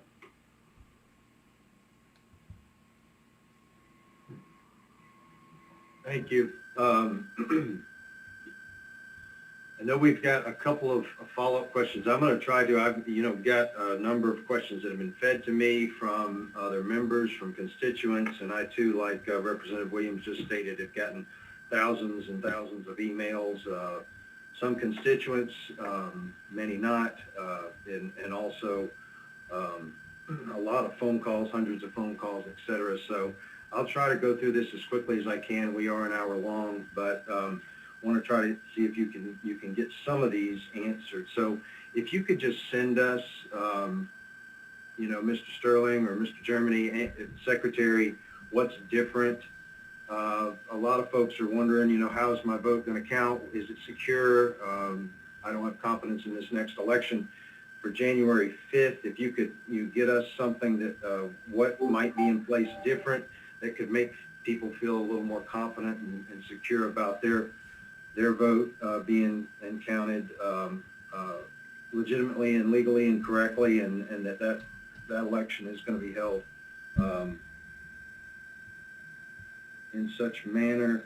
Let's see. Again, a lot of questions about people saying they go to vote, and they are being told they already voted.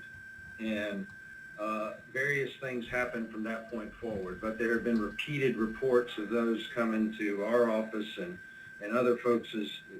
Can you speak to that at all? Yes, sir. That's a good point. And we have received those reports as well from the general election and a handful from early voting here. What we found in the general election is we probably got 100 or 150 complaints of that happening, and that's people being told when they went to vote, oh, they had requested an absentee ballot. And the way that it works, if you've requested an absentee ballot, and then you show up to vote in person, there's some steps you have to take to cancel that absentee ballot, which include making sure that you're absentee, that you haven't already voted, and then if you don't surrender your absentee ballot, then that it's not, you can't later turn it in and vote twice. So we see kind of a couple different things happening there. One, people being told they requested an absentee ballot, and they say, oh, I haven't. What we saw for most of the time for that was people were on what's called the rollover list, which if you ask, if you're over 65, disabled, or military overseas, you can make one request and receive an absentee ballot for the entire cycle if you check the box requesting that. So what we saw is some people did request that, and then maybe were kind of unaware that they had requested that. The other thing we see is what you said, is when people show up to vote and they're told, oh, you already voted absentee. What that is, what we have found in our ongoing investigations is, one, seems like the poll worker really should say, you requested an absentee ballot, not that they've already voted absentee, even though that is what the poll worker said, because, we did see they had already voted. And then we did have, a handful of issues where basically someone's status was entered incorrectly. Like we said earlier, elections are run by people in 159 different counties, and every once in a while there are things not put in correctly. From what we've seen, that happens very, very infrequently, and we investigate those as we get them, but that's what we're seeing as we investigate it. Have you seen anybody actually vote for somebody else? No. So there were a number of counties, or how many counties, I guess is the question, were not caught up with their, absentee ballot processing by the morning of the general election on the 3rd. Do you have a number of those counties? I'm not sure what you mean. Well, it seemed to take counties several days, and I just wondered how many of them were actually caught up with all the absentee ballot processing that they were allowed to do by election morning. Well, I can go to Dave.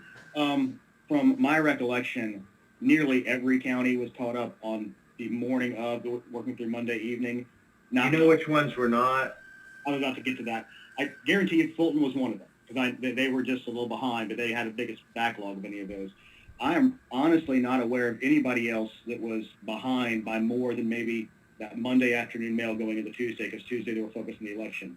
I simply am not aware of anybody who was that far behind on those fronts, because when we were talking to them all, we got indications from most of them. I can get with our elections director, who's actually off today, get a specific number on that one, but there was nobody who was like woefully behind. Everybody's like, we're caught up to where we need to be. Like Fulton was the only one that I'm aware of that seemed to have some backlog going in, which was part of the reason we were so irritated when it looked like they were going to knock off that night. With the state election board rule that you put in place of requiring the week before to begin, do you anticipate that helping those counties that weren't able to get it done? One would hope so. That's the intent. Okay.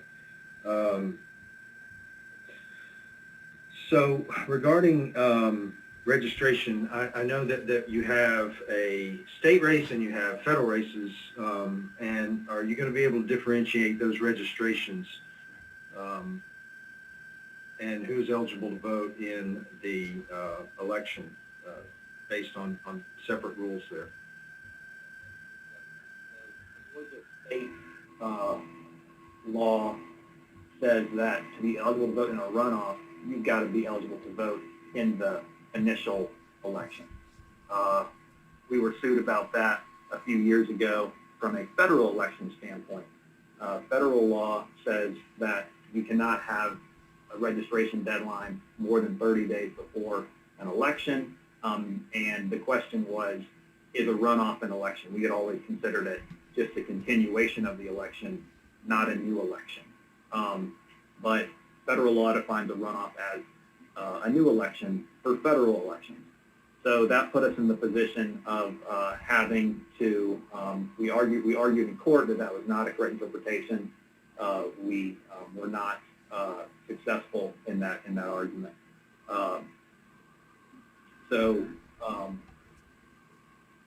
We had to put in place a new election deadline, new voter registration deadline for federal elections.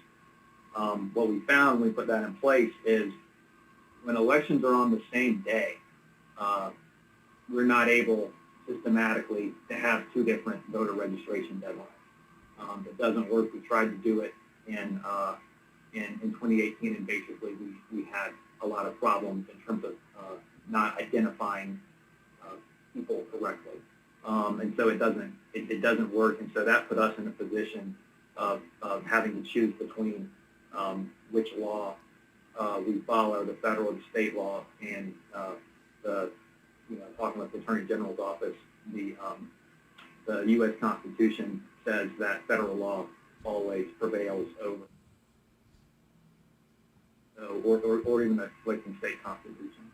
So we had to basically make that voter registration deadline the same in order to comply with federal law. I would say that's another instance of the Secretary referred to where, federal law kind of comes in and does something that, messes us up, basically. Thank you. Jumping quickly to and I know there are just dozens and dozens of questions that I'm not going to be able to get to here, but just quickly, I can try to ask these quickly if y'all could answer them quickly. The consent decree. They don't know how to answer a question quickly. That's spoken about. Have you noticed that? Back from March 6th. What was Gwinnett? I mean, they were sued. I understand. What was their process before?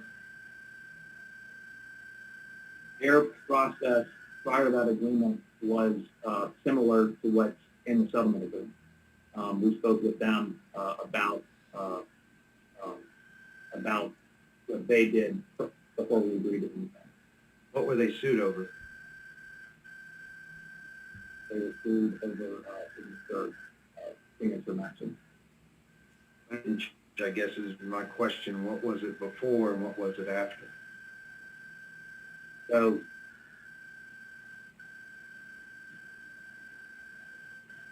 I'm trying to say that the settlement agreement did not, from my understanding, reflect any change in their process. In terms of why did the Democrats sue them? You're going to have to ask them. Who were parties in the agreement? The plaintiffs were the Democratic Party of Georgia, the Democratic, the DSCC, and I think the DCCC.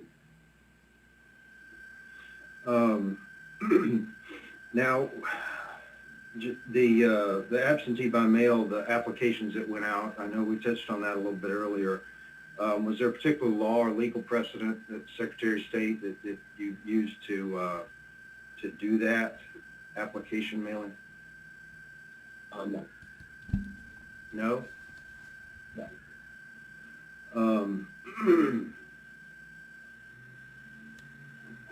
I know there were some other follow-ups. I think I have, generally speaking, tried to touch on some of these as best I can. And you have not missed anything today? Let me real quick. In our 3 Mr. hours? Turner, Representative Turner, I know you wanted to readdress if you could. If you were asking whether or not us sending out absentee ballot applications is authorized by law, I believe that it is. I believe it is something we can do. So, in terms of specifically speak to it, I think the answer is no. Well, I believe it was a noble goal, but, we're not a nation of goals, we're a nation of laws, and I just wanted to know where that stood regarding our laws and That's the good. state of Georgia. So I think I get your answer, unless you have anything to follow up on with that.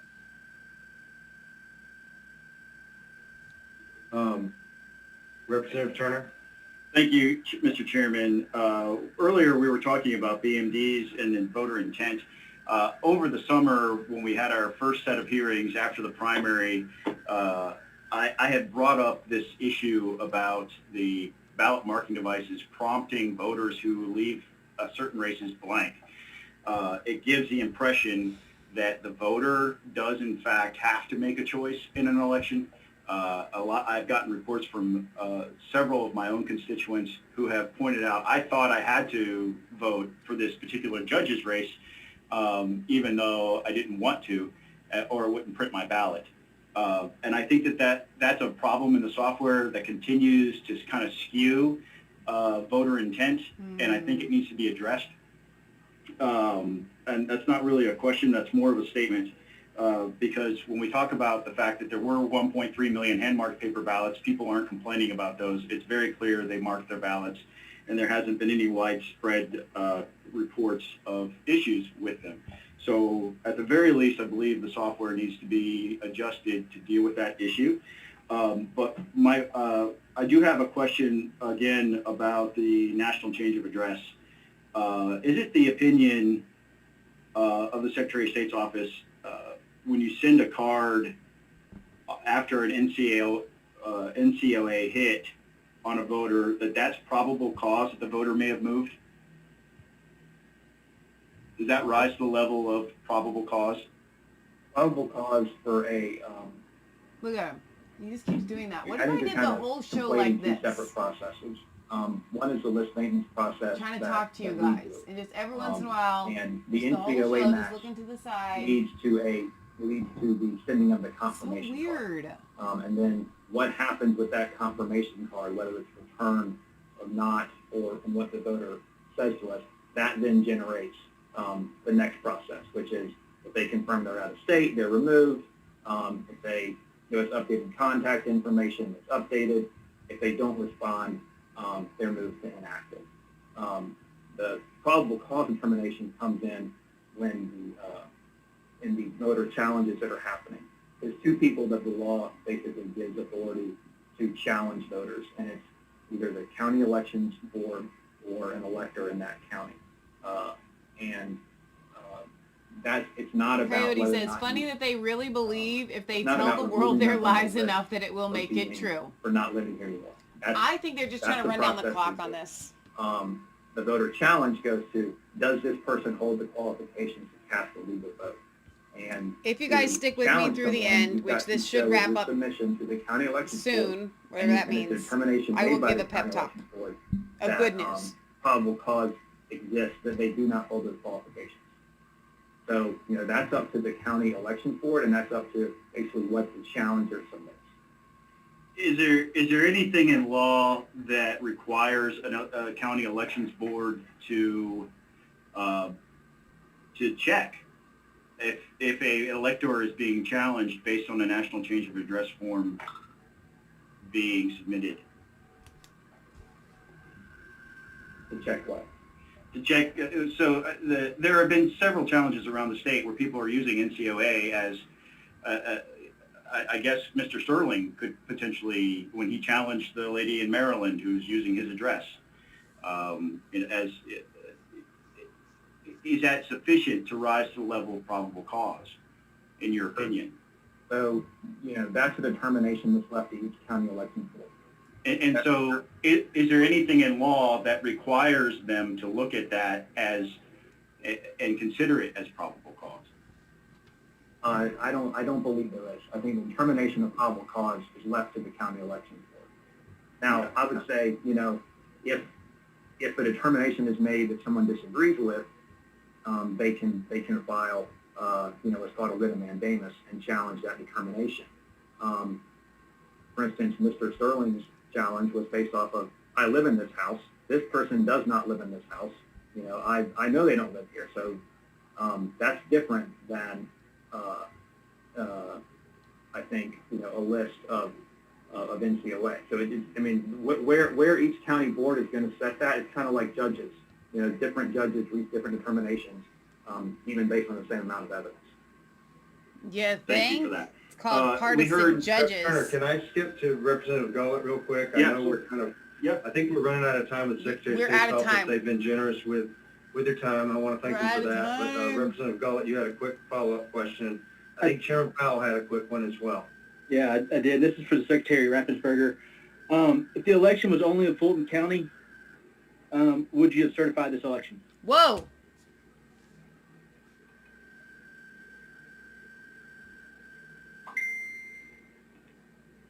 That goes to conjecture. We deal with what we have, and we have 159 counties. I love that Now you question. add, Chairman, this is That was what epic. we certify. That was so What we are good. doing when we certify is we are totaling the certified results from each county. Fulton County did certify their results.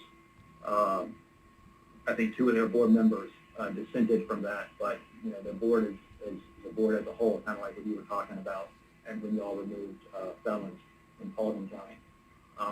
So they certified their results. We, of course, we had a state election board monitor there, what we look to, what we are looking for is there something that we are seeing that basically puts in question these results that are being certified by the county, and it's not saying that everything happened perfectly. Like Director of the Night made the point. There's paperwork that's required. It's important, but if it's not done 100%, that doesn't mean we don't certify an election. It's never meant that before, and it doesn't all of a sudden mean that now. Chairman Powell? Oh, what was that, Representative Gullett? I was just saying thank you. Chairman Powell, can you be quick? I can, maybe. I want to thank the Secretary and his staff for being there this morning. But there's a couple of things that prompted my thoughts. Having looked at all of this, the stuff, and I know we do in fact have 2 Georgias. We got rural Georgia and metro Georgia, and the growth factor is just exponential. And with the COVID virus and the way it's changed everything, like he says that COVID, these elections a whole different face this year. But that being said, to the Secretary, prompting some of the comments you made that echo some of my feelings about local boards of election. You go to various and sundry boards of elections, and some of them function different than others. Do we think that it would be proper that we have a specific, and I mean a very specific protocol to be put in place about how these boards of elections function? I know there's always certain things that are always going to be extraordinary. We had a situation of a voter that went into the polls in Marque County, and he voted, and he was told he had already voted, and this was last week. Then to find out that the clerk that he checked him in was hitting the button twice. One was saying that he voted, and of course they replaced her promptly. But because of that, would it not be in order that we put specific ironclad protocols in there about how these boards of elections, how they will function, and so it does away with this perception of any type of wrongdoing, that human factor, to see if we can somehow move forward and put these laws in just very specific fashion. Chairman Powell, you raised up a very good point. To be on a county election board is an incredible responsibility, and it's not to be part of a social club or a point on your resume. And what I've seen is many of the counties really take their responsibility. The election board members take their responsibility very seriously. I was going to keep yawning until the end. And that's a good thing. What I have found, though, is sometimes it seems that it's more of a point of, I'm on this election board. There's a lot of hard work in election. Our election officials work very, very hard. We have, in fact, it was mentioned earlier about Paulding County, Deidre Holden, and many of you are very proud of your election directors for your counties, and rightly so. A point of this is that on election night, we have people that are involved in these. In fact, one of our state election board members, Matt Mashburn, was put on this board this year. He was the Senate nominee. Lieutenant Governor Jeff Duncan put him on. And this man, he's an attorney. He's been visiting the precincts and election offices and monitoring elections, going all the way back to Ann Lewis and Mr. Strickland's days, and has been following this very closely. And he was actually in English Avenue location on election night. And so that speaks to the involvement of one of our state election board members, and that, I think, is to be highly commended. And so to your point, I believe that it's a high responsibility. We want to make sure that we have fair and honest elections. And so that is something, obviously, the will of the General Assembly. But I think your point is very well taken. Thank you for raising it. Yeah, specifically, and that would mean that we need to have more oversight over the local elections board so that they understand that specifically this is how they operate. So we don't have complaints like we heard at our last committee meeting week before last. A lot of things gave me great concern that prompted me to call for that statewide audit. Last subsequent question, and I'll get on, but on this statewide audit that I understand that you have now decided to do, how are y'all coming along? I understand you take it up Cobb County, but when will y'all be moving into the other counties? As it relates to Cobb County, I was there yesterday morning before we began the process. We had 18 teams of 3, 2 GBI agents and 1 Secretary of State investigator looking at that. Once the computers, were basically uploaded, the information was active. I left because it is an active investigation, and so they're doing their work with GBI and our office. There was the comment that they were hopefully working on so many per hour, multiply that by 18 teams, and so you can work through the numbers. We're hopeful that we'll accomplish that before Christmas, but we'll have to see how that goes. It's a very timely process. In fact, I believe one of the guest speakers that you had at your earlier hearing, J. Christian Adams, said to do a full statewide audit would take several months, I believe was what his testimony said. So it is a long process, but our hope is to enroll into the other counties as soon as we can, and we'll get the time frame to you. Strange. We don't have that set yet, but we're working on that, and as soon as we have a date for you, we'll let you know. Could you tell But whatever me date what it is, I promise you, it'll be after January 20th. That y'all will be working from to see if there is if there was any fraud or a percentage of it. Have y'all made that decision yet on the percentage of the absentees that y'all will be sampling? We haven't made that decision yet. In state law, to be somewhat consistent, we have a 90% confidence level for the audit of the ballot marking devices. So we might set that percentage, might set it higher. I love every single one of you that are sitting here with me. We'll be leading into the team that'll be leading that. On all 3 platforms. So I am not alone. And then following their recommendations. Be sure, I hope we're on the same wavelength, but we're talking about the exact match on the absentees. Is that correct? Right, we're talking about the absentee ballot exactly. Audit yes, sir. Study. Yes. Audit study. Chairman Powell, I'm gonna move on here. We have been excessively long, and I just want to thank. I know y'all may have to drop off. I want to thank the Secretary Raffensperger, very much for indulging us with a generous amount of time this morning. So generous. The whole world hangs in the balance. Thank you. Merry Christmas to you. And 3 hours is generous. I'm just going to take a final minute or two with the committee here and just say that 2020 has presented itself a workload, an immense workload for our committee, and y'all have answered the call, and up to including here the day before Christmas Eve. So I just want to extend a special thank you from myself. It wouldn't have to be the day before Christmas Eve if they had come the first time. What you've done. They didn't have their lives in order. I want to give a special thank you to 2 members that should we not have another meeting, in the next couple of weeks, or be able to circle up in the next couple of weeks.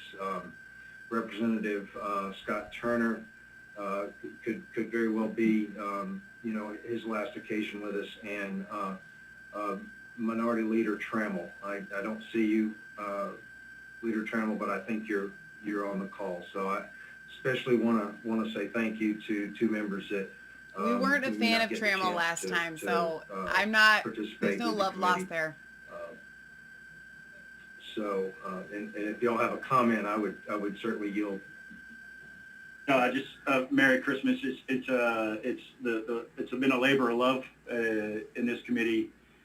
Elections are not partisan, and the work that we've done, I think, to try to bring a secure, verifiable process is one that it started out with the greatest of intentions, and I think needs to continue to be examined so that we can get it right. I don't think it's nearly as bad as what people have tried to paint it to be. No, it is.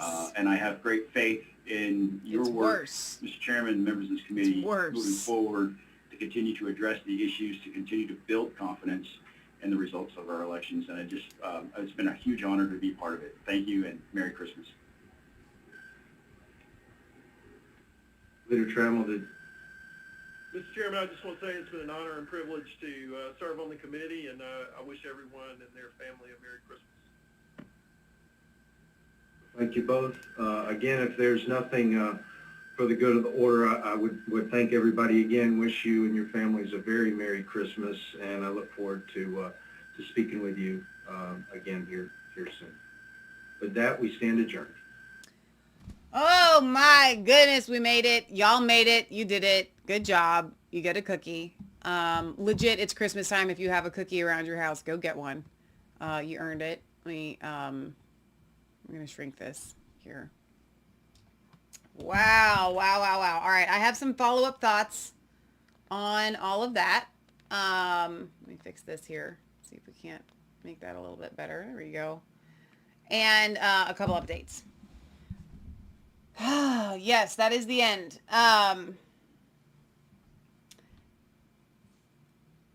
When it comes to the last guy, Representative Turner, that was speaking there, well, not the last guy, but the other, he's a Republican. He's been what I would call somewhat fair-ish, okay? But as he was speaking, and I understand that he's like, I don't think it's been as bad as everybody's been saying, but it's still kind of bad, yada, yada, yada. Well, even if we threw out all of the testimonies that we have heard from Georgia, even if we threw out the fact that they cannot reconcile or give any reports for their chains of custody, especially in Fulton County, chains of custody are vital. No fraud happened in this election, but all the chains of custody have been broken or there's no records. That does not make any sense. Even if you throw out all that stuff, Miss Susie and all of that and her testimonies and the poll watchers not being allowed to watch, them being bullied, any number of those things that we have heard about from Georgia.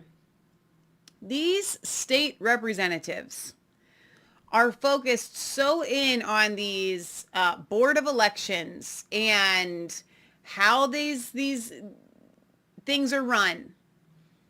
And no one is talking about the bigger picture, and it is bigger. It's all the same picture, but this is when we step outside of that, we're talking about our votes being counted in Germany.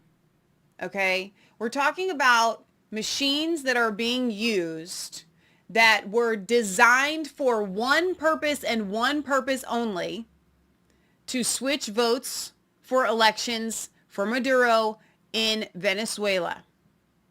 We are talking about these machines whose security protocols are so lax, purposefully lax. They're like Swiss cheese. It's like trying to hold water in a colander. A 10-year-old can hack it in 7 minutes. And I said this on the phone yesterday to a very dear friend of mine. It was yesterday or the day before.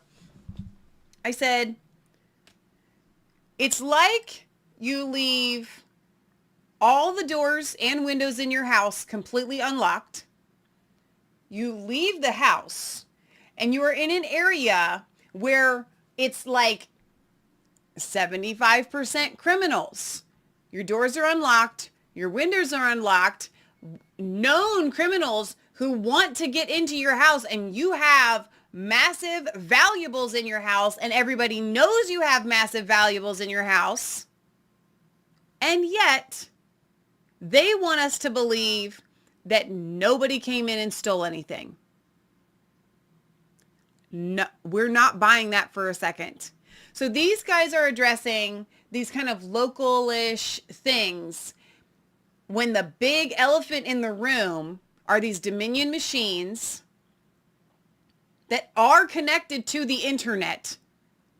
Okay, we have Miss Susie's testimony of calling up Dominion and then literally taking over her tablet and making adjustments. They were connected to the internet. I could get pulled off of the internet for saying that, but they were. So the encouragement that I want to give you, I'll get to that in a second, but one last thing on this, on Brad Raffensperger, because that was supposed to be the big draw, the big, oh, Brad's going to come in and he's going to answer these questions and we're going to finally get to the bottom of some of this. He kept saying that he wanted the ability in Fulton County, to keep firing those on the Board of Elections until a good set of people got in there. I need the ability to fire them. And if they're no good, then I need the ability to fire more. And if they're no good, I need the ability to fire even more. And that's how Florida did it. So hang on a second, Mr. Raffensperger. One of these representatives asked a very pertinent question, and I think you should have answered it. He said, if the election was only in Fulton, would you, Brad Raffensperger, have certified it? Oh, well, that would be conjecture. Here you're saying that Fulton County is so bad that you want to wipe their Board of Elections and you want to fire them all. I'm going to fire everybody in Fulton County. If they give me more bad people, excuse me, I'm going to fire them too. And if they give me more bad people, I'm going to fire them too. But they didn't do anything wrong in Fulton County. It was perfectly fine.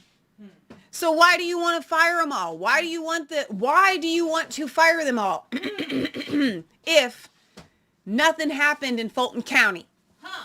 Okay? Yeah. So that's a load of bunk. Now, Rudy Giuliani on War Room today has come out and he believes that next week Arizona is going to recertify for Trump. Okay? That's big news if true. It probably is. My gut says it probably is true. Here's what I want to say. I have spoken to these Arizona, but I haven't. But I feel like I have because I follow them. We follow them on Twitter. We follow all of their posts, and we have listened to them at the Stop the Steal rallies. We have seen them. They have put up, which is why they have the right not to shut up. They have put up, and Arizona is a very godly state. We have Kelly Ward, the GOP chair there in Arizona, who she just did an update today about the judge upholding their right to seize those machines in Maricopa County. Huge win. Massive win there. So I think that even regardless of them pulling those machines, seizing those machines to do the forensic audit, that is going to help us moving forward with the other states. But just starting right off the bat with Rudy saying he believes, I don't even think he said he believes. He was stating it like it's a fact. I'm not going to go that far, but I do believe that it's very, very probable that will happen. If Arizona goes, we know that we're looking at the timeline on Wisconsin, but Wisconsin, once they pull those votes, the gap there is so narrow in Wisconsin. Once they pull the votes of the people that voted indefinitely confined who were not, I think Wisconsin goes easy. Pennsylvania is still hitting it hard. Doug Mastriano is not letting this go. He is like a dog with a bone. I'm not going to be able to sit here for too much longer if you've come for a whole show. No, I have not. Okay, good. I'm just stopping in. Like, I've been listening. You look so pretty today. I've just been listening. You look really good. I've been listening to War Room. The whole GOP caucus, in Pennsylvania has been invited by Donald Trump for lunch. I love it. I think it's tomorrow, but it might be today. He wants to talk to them. And Amy says once one state flips, ... Georgia. So this is what I'm getting on the ground. John Fredericks is the radio station that War Room plays on, and he comes on every day. If you guys want some encouragement and get the lowdown, he's got Epstein, the good guy on there. He's Boris Epstein, who is Trump's lawyer, and he's funny and he's upbeat, and he's Rudy Giuliani's right-hand man, and he's always bringing the heat. He's always bringing the positive. He's just always gung-ho. And John Frederick was on, and he said, this hearing that you're watching today is spin. Sure. He's disappointed because they could have brought in witnesses. He had on... The House has yet to hear witnesses, and that's what's so upsetting. They keep doing these stupid Zoom calls. The Senate hearing that we watched in Georgia was where the video came out, and we had to listen to 3 hours of Snorefest of this stupid Ryan Germany. Right. But after that, it was one of the most explosive hearings that we've seen. So this is a response to the Senate report that says we have to decertify this election and send our electors for Trump. From Georgia. So then the House is now, this is their kind of like, well, wait. So they're allowing Raffensperger to come in with his lawyer. If you shouldn't need a lawyer, right? If everything's on the up and up. No. Do you understand that Ryan Germany, his lawyer, did you shut that off on purpose? No, I just plugged it in. My power cord. Oh. We lost our little background there. Now we look like angels. Ryan Germany the whole time was not a lawyer. He was a spokesman for Brad Raffensperger, to the point where Brad Raffensperger kept deferring. Like, he did not answer questions the whole time because he is clueless. Why is it that his lawyer knows all about the election process, but Brad Raffensperger knows nothing? Another thing that I know I keep saying this, but I want to say it one more time. Ryan Germany came in and he kept saying throughout, we had loss of confidence in the 2018 election. So we came in at this so hard that we were going to make sure that everyone has confidence in this 2020 election. We worked, if you working overtime resulted in the bottom falling out of confidence. You had far more confidence in 2018, and then you come in to shore up the confidence, and then it drops to the all-time world record low of confidence in our elections. Then whatever you did for the past 2 years was wrong. Right. So John Frederick was saying this is a dog and pony show. They should have brought witnesses in, but what you guys can do is blow up. Everybody wants to know, what can I do? Phone calls matter. Call Brian Kemp, demand a special session. Brian Kemp is a weak-kneed person. And we see that Raffensperger, the reason he didn't show up before is he is a pawn. He didn't even come on camera. He's a pawn. He didn't even do a camera. The whole time it was just audio. He is a broken person. And I said that. I said, with his opening statement that he read, it was really long. It was really like this. Yeah. Like, it was a limp noodle. Like, I mean, it was nothing. So there are people behind the scenes that are strong, and they're pulling the strings. The Gabriel Sterling, there's another chick, and they're the ones who've been pulling the strings, and this lawyer guy, right? Exactly. The people that you voted for are not in charge. Brian Kemp is just a figurehead.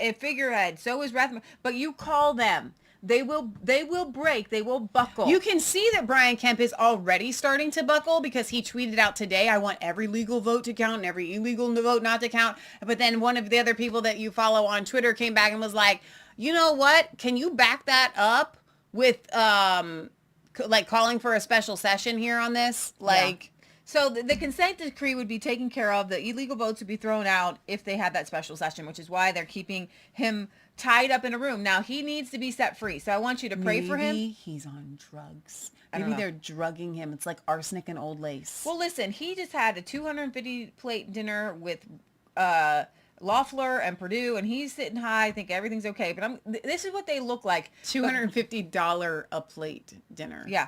Not 250 plates. No. $1 a plate dinner. Here's the thing.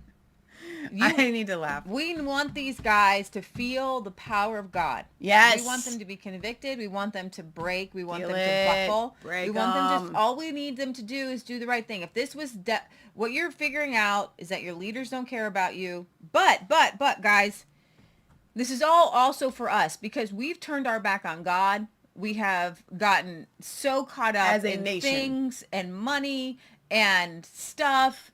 And this is God pressing us to go into his presence to make things happen. And when we're there, then we start to let go. People, like, they're putting aside even their Christmases just to fix the nation. Okay. So, the meeting with the Pennsylvania GOP, and yes, this is spin, but there are 20,000 people on the government Zoom call itself in Georgia. There are people like you all watching it. Yes. Seeing the softball questions. Exactly. And seeing the spin. And so it makes it worse for them. Yeah. It would make it better if they actually came out and did something. If Sure. they had the witnesses. Okay. So I just want to throw those things out there. And are you going to keep watching? Is it going? No, we're still? done. Oh my gosh, it's over. We are over. done. We are done. We're done. We're going to sign off here and try to get Christmassy. Okay. Try to get in the Christmas spirit. I don't know when we will see you guys again. If anything happens today, maybe we'll do a little video tonight. If nothing happens today, then we're doing Family Christmas tomorrow. So we may not do anything with you guys tomorrow. And I'm not yet sure about Friday's show, but likely our Christmas special will be on Christmas Day. I don't know what time that will be, but we'll probably, if we do it on Christmas Day, we'll probably try to keep it at that 6 o'clock time that we usually do our Friday show with you guys. But again, we'll be back here on Sunday. Now, I don't know what's going to happen next week, but whatever happens between, Monday and Friday, we will be here with you guys. But the big day is going to start happening after New Year's Day. So that following Monday for 3 days, we will be with you for the next month. So if you miss us for a little bit on Christmas Eve or whatever, you're going to get us nonstop moving forward. Just keep praying Yes. that the truth comes out. Keep praying for our nation. Keep praying that we are able to turn and repent and get our lives right and get our country back on track. Yeah. Donald Trump, he put Nancy Pelosi and Mitch McConnell in the corner with the veto thing, so that's kind of funny to watch. Interestingly on that, I'm wondering how this is going to play out, because from what I'm gathering is that Chuck Schumer and Nancy and everybody's, and AOC and Bernie Sanders, everybody's jumping on Trump's $2,000 a person They want stimulus. that to be just a special bill all by itself. Right.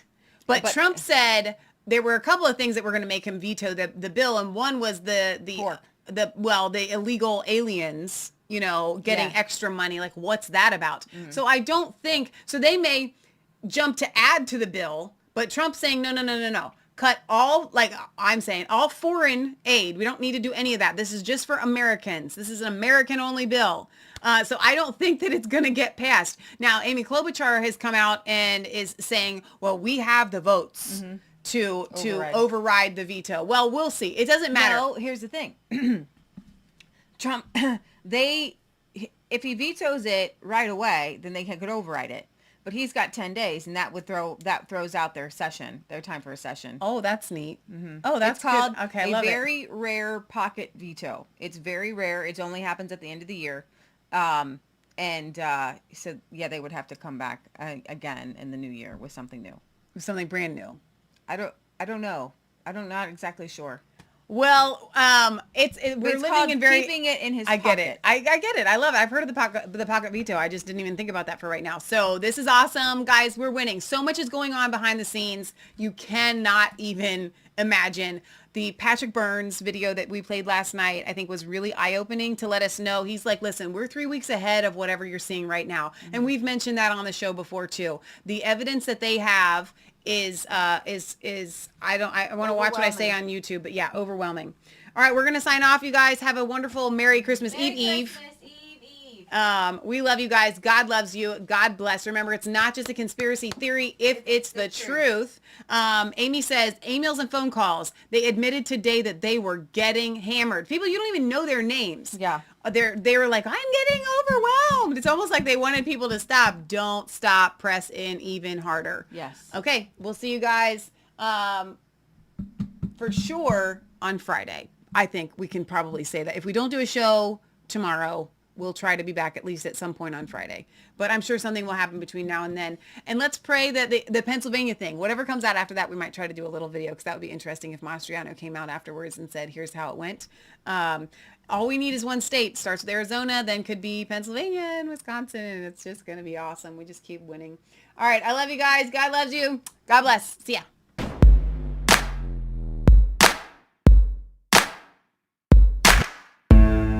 was cold, all alone.